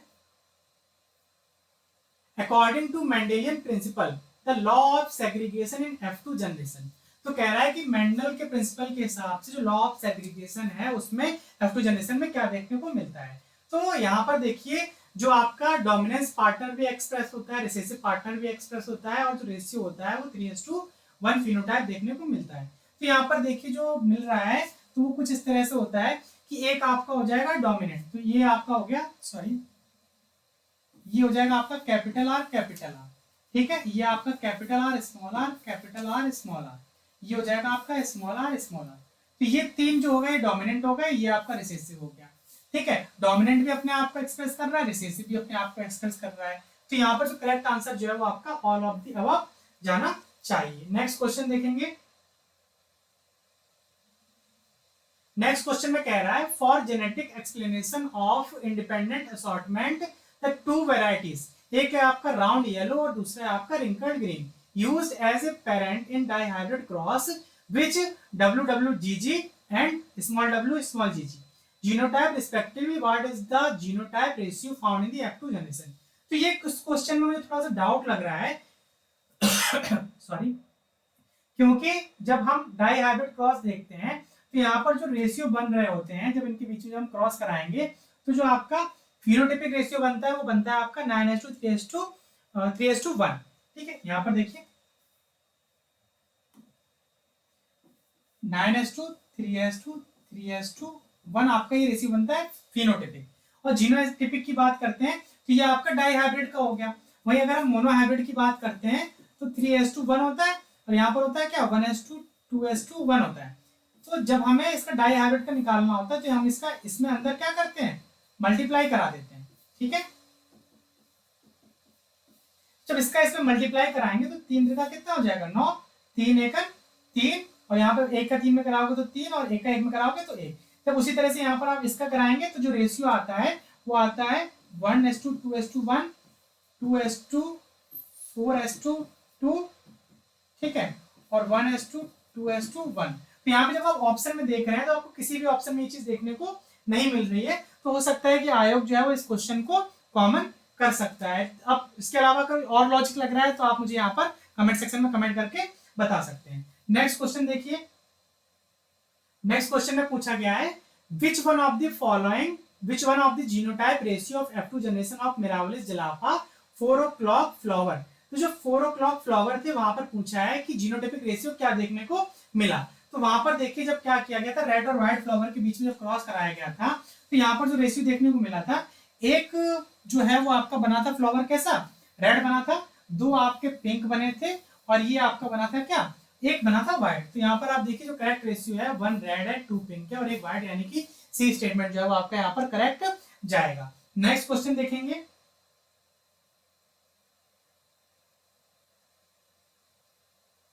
चलिए नेक्स्ट क्वेश्चन में आपसे पूछा गया है which is right according to the chiasma type theory also referred as one plane theory.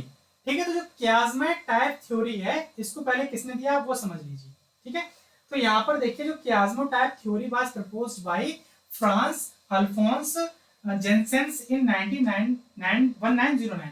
तो ये हैं आपके यहाँ पर कौन, फ्रांस अल्फोंस जेनसेंस। तो इन्होंने 1909 में ये थ्योरी दी थी। He initially described it in an article titled La Theorie de la Chiasma Typa Novelty Interpretation Dies, ये इसका अदर लैंग्वेज में नाम हो गया। ठीक है, This theory explained how chromosome exchanges genetic material during meiosis through chiasmata, which are egg-shaped structure that form during prophase 1 of meiosis। जो कब बनते हैं, meiosis के प्रोफेज फेज 1 में बनते हैं। तो ये आपसे बता दिया इन्होंने। ठीक है, अब देखिए इसके अलावा होता क्या है। ठीक, तो यहाँ पर आप देखिए तो कियास्मेटा एंड क्रॉसिंग ओवर होगा। ठीक है, सिस्टर क्रोमैटिड होता है और कियास्मेटा एज ए कॉन्सिक्वेंस। तो chiasmata and crossing over according to the chiasmatype theory, chiasmata the point where homologous chromosome appear to be joint to during meiosis are direct result of crossing over which occurs during the pachytene stage. तो crossing over जो है वो किस stage में होता है, आपका pachytene stage में होता है। ये चीज आपको ध्यान में रखनी है और अक्सर कई एग्जाम में ये चीज पूछी भी जाती है।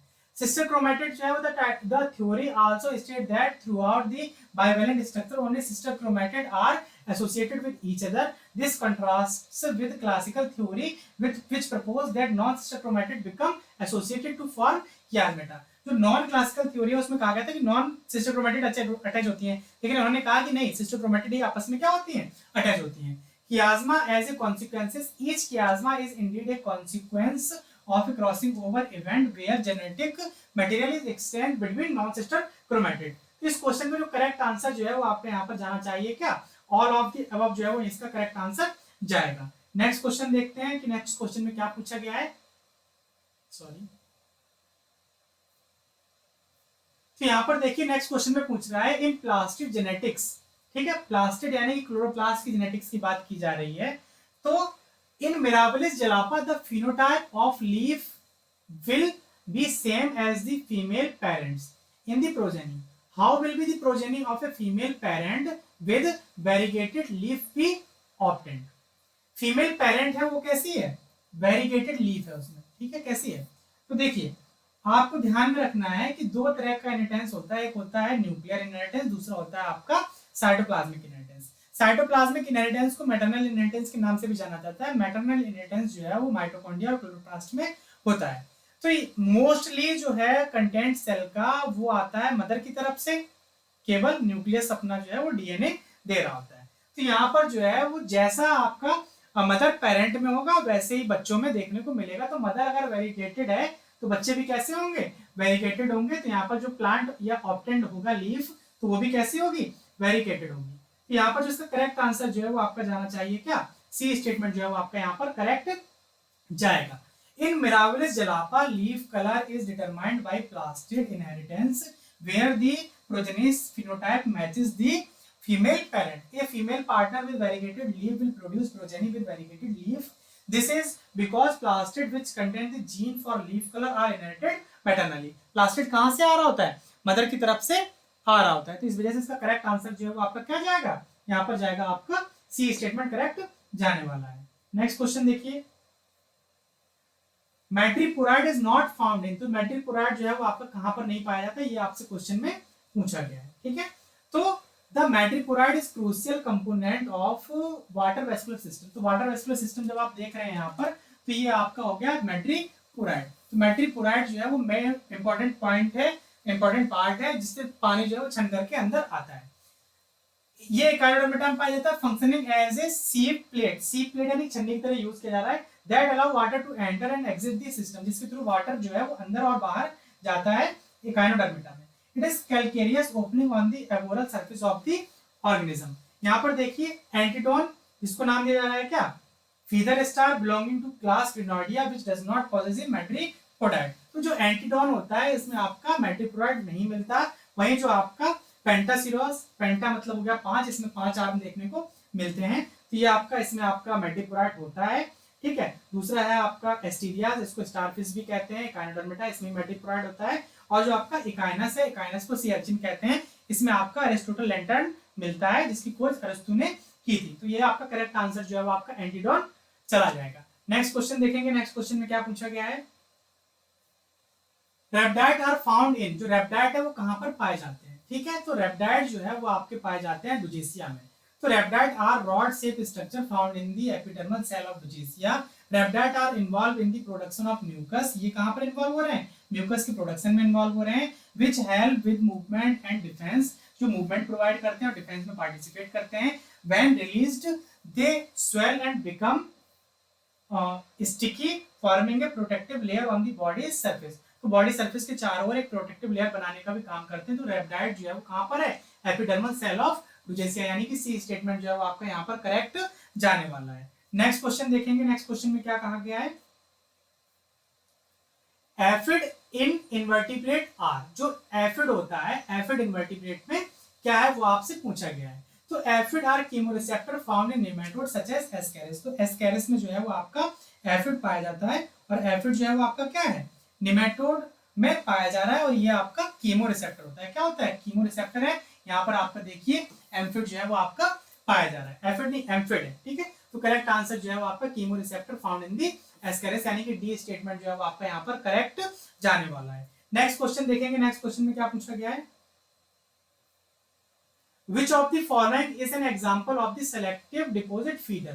तो कह रहा है कि कौन जो है वो selective deposit feeder का एग्जाम्पल है, ये आपसे क्वेश्चन में पूछा गया है। तो यहाँ पर आप देखिए, तो आपको जो टर्बेला जो है ये आपका are example of selective deposit feeder, तो यानी कि ए स्टेटमेंट जो है वो आपका यहाँ पर करेक्ट जाएगा। जो टेरिबिला जो होता है ये आपका सेलेक्टिव डिपोजिट फीडर होता है, which means they selectively ingest organic matter from the sediment. तो यानी कि सेलेक्टिव फीडर का मतलब हुआ कि जो हमें खाना है वही हम खाएंगे। हमको 56 भोग की थाली लगाकर दी गई, उसमें रसगुल्ला और सब बहुत सारी चीजें हैं, हमें केवल पसंद है छेना, तो हमने केवल छेना खाया और बाकी चीजें हमने छोड़ दी, उसको कह रहे हैं सेलेक्टिव फीडर, यानी कि जो पसंद है केवल वही चीज खा रहे हैं। Nereis are the predatory worm that crawl and actively hunt for food. तो नेरिस जो है वो आपका कैसा है, प्रीडेटर है। Sabella are filter feeder that are use tentacle to capture food particle from the water. और जो आपका गायरिया है commonly known as blood worm, इसको ब्लड वर्म कहते हैं। ये आपका हो जाएगा, ये आपका ट्रबेला हो गया, वो आपका हो जाएगा ब्लड वर्म। तो ये आपका प्रेडेटरी कार्निवोर्स हो जाएगा कौन, ग्लाइसेरा। इसका करेक्ट आंसर जो है वो आपका यहाँ पर ए जाएगा। नेक्स्ट क्वेश्चन देखिए, नेक्स्ट क्वेश्चन में क्या कहा गया है, which of the following is a fresh water sponge. तो कह रहा है कि इनमें से कौन जो है वो फ्रेश वाटर स्पंज है। तो यहाँ पर थोड़ा सा इन्होंने इस बार एडवांस कर दिया है क्वेश्चन पेपर। तो हम लोग स्पंजिला का नाम सुनते आ रहे हैं, स्पंजिला जो है वो आपका फ्रेश वाटर स्पंज होता है। तो स्पंजिला लैक्टोस्टिरिस जो है ये आपका फ्रेश वाटर स्पंज होता है। इसके अलावा जो आपका इफाइडिया फ्लुवेंटालिस जो है ये आपका, ये भी क्या है, फ्रेश वाटर स्पंज है। ये आपका common fresh water sponge found in the various aquatic habitat. तो करेक्ट स्टेटमेंट जो है वो आपका यहाँ पर बी ऑप्शन जाएगा। नेक्स्ट क्वेश्चन देखिए, नेक्स्ट क्वेश्चन में क्या कहा है, इसमें कहा है RH antigen also called RH factor was first discovered in the blood of. तो देखिए RH एंटीजन जो है वो सबसे पहले रहीसस मंकी में देखा गया था, इसीलिए इसका नाम दिया रहीसस मंकी। तो R से हो गया रहीसस और MOH से हो गया RH, मतलब रहीसस जो है वो RH से ये इसका ले लिया गया रहीसस, ठीक है। तो ये डिस्कवर किया गया था Karl Landsteiner and Alexander Wiener द्वारा, कब, 1940 में, ठीक है। यहाँ पर देखिए, they identify a protein on the surface of red blood cells, ये आरबीसी की सरफेस पर पाए जाते हैं, similar to a protein found in the rhesus monkey, hence the name RH factor, और इसको नाम दे दिया क्या क्या, RH फैक्टर।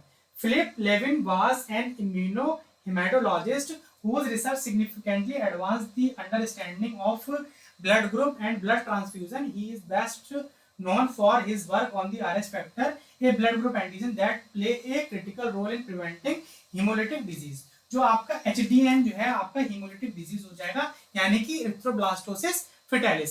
लास्ट जो एमपी का एग्जाम था वहां पर पूछा गया था कि erythroblastosis fetalis जो है, दो ऑप्शन थे वहां पर, एक hemolytic था और दूसरा था एग्लूटिनेशन, एंटीबॉडी एंटीजन का रिएक्शन। तो आयोग ने एग्लूटिनेशन माना था, लेकिन जब मोस्टली जगह आप देखेंगे तो जो आपका एरिथ्रोब्लास्टोसिस फेटालिस होता है उसे हीमोलिटिक डिजीज के नाम से जाना जाता है। तो यहाँ पर आपके कार्ल लैंड स्टीनर, फिलिप लेवाइन और अलेक्जेंडर सोलोमन वीनर जो है, इन तीनों का रोल है आपका किसमें, RH एंटीजन की डिस्कवरी में। तो रहीसस मंकी जो है वो इसका करेक्ट आंसर जाने वाला है। नेक्स्ट क्वेश्चन देखेंगे, तो नेक्स्ट क्वेश्चन में आपसे कहा गया है कि blood enter from right auricle to left ventricle through which valve. तो आपके हार्ट के वॉल्व के बारे में पूछा गया है। तो हार्ट में टोटल 4 वॉल्व होते हैं, उनके हम नाम यहाँ पर देखेंगे। तो यहाँ पर आप देखिए, तो देयर आर 4 हार्ट वॉल्व। एक आपका हो गया मिट्रल वॉल्व, मिट्रल वॉल्व को ही बाइकस्पिड वॉल्व के नाम से जाना जाता है, tricuspid valve, atrial valve, pulmonary valve. तो यहाँ पर आप देखिए 4 वॉल्व आपको देखने को मिल रहे हैं। यहाँ पर आप जब देखते हैं तो इमेज में जब जाते हैं तो जस्ट अपोजिट हो जाता है, जो हमारा राइट होता है वो वहां पर लेफ्ट होता है। हम ऐसे देख रहे होते हैं ना, तो हमारा राइट इधर आ रहा है, लेकिन जब कभी हम फिगर देखते हैं तो हम ऐसे खड़ा करके देखें तो मेरा राइट और इसका राइट दोनों एक ही है। यहाँ पर देखिए, ये हो गया आपका क्या, राइट, और ये हो गया आपका क्या, लेफ्ट। आपसे पूछ रहा है कि राइट ऑरिकल और राइट वेंट्रिकल के बीच में जो वॉल्व है उसे क्या नाम दिया जा रहा है, तो इसको नाम देते हैं क्या, राइट के बीच में जो आपका वॉल्व है उसे नाम दिया जाएगा क्या, ट्राइकस्पिड वॉल्व नाम दिया जाएगा। मिट्रल वॉल्व जो होता है वो आपका लेफ्ट एट्रियम और लेफ्ट वेंट्रिकल के बीच में होता है। ट्राइकस्पिड जो है वो आपका राइट एट्रियम राइट वेंट्रिकल के बीच में होता है। एरोटिक वाल्व जो होता है आपका लेफ्ट वेंट्रिकल और एरोटा के बीच में होता है, एरोटा के और वेंट्रिकल के बीच में, इसलिए एरोटिक वाल्व कह दिया। पल्मोनरी वाल्व जो है वो आपका पल्मोनरी आर्टरी और वेंट्रिकल के बीच में होता है, राइट वेंट्रिकल के बीच में, इसलिए इसे पल्मोनरी वाल्व कह दिया। तो करेक्ट आंसर जो है वो आपका यहाँ पर बी जाएगा। नेक्स्ट क्वेश्चन देखिए, नेक्स्ट क्वेश्चन में पूछा गया है, this is a broad medium particle between the pleury of the lungs that extend from the sternum of the vertebral column in the thoracic cavity। तो यहाँ पर देखिए आपसे करेक्ट ऑप्शन पूछा गया है। तो ये आपका जो करेक्ट आंसर जो है, जो यहाँ पर आपका पूछा thoracic cavity, ये आपका मीडिया स्टर्नम के नाम से इसको, मीडिया स्टीनियम के नाम से इसको जाना जाता है। तो सी स्टेटमेंट जो है आपका यहाँ पर करेक्ट जाएगा। The media sternum is the broad central compartment of the thoracic cavity located between the two pleural sacs. It extends from the sternum of the vertebral column and contain the heart, great vessels, trachea, oesophagus and other vital structure. तो ये आपका mediastinum हो जाएगा। तो ये आपका correct answer जो है आपका यहाँ पर सी जाएगा। नेक्स्ट क्वेश्चन देखिए, इसमें आपसे पूछा गया है the percentage of total blood volume occupied by RBC is called. तो आरबीसी द्वारा टोटल ब्लड वॉल्यूम जो किया जा रहा है, अगर आपने एमपीपीएससी 2017 वाला क्वेश्चन पेपर देखा था तो अगर आपका ये आंसर निकल जाएगा। वहां पर हमने देखिए डिटेल में डिस्कस किया था कि एक होता है हेमाटोक्रिट होता है और दूसरा होता है आपका क्या, ये क्या गया, एक हेमाटोक्रिट था टोटल नंबर ऑफ आरबीसी, दूसरा था आपका पॉलीसाइथीमिया।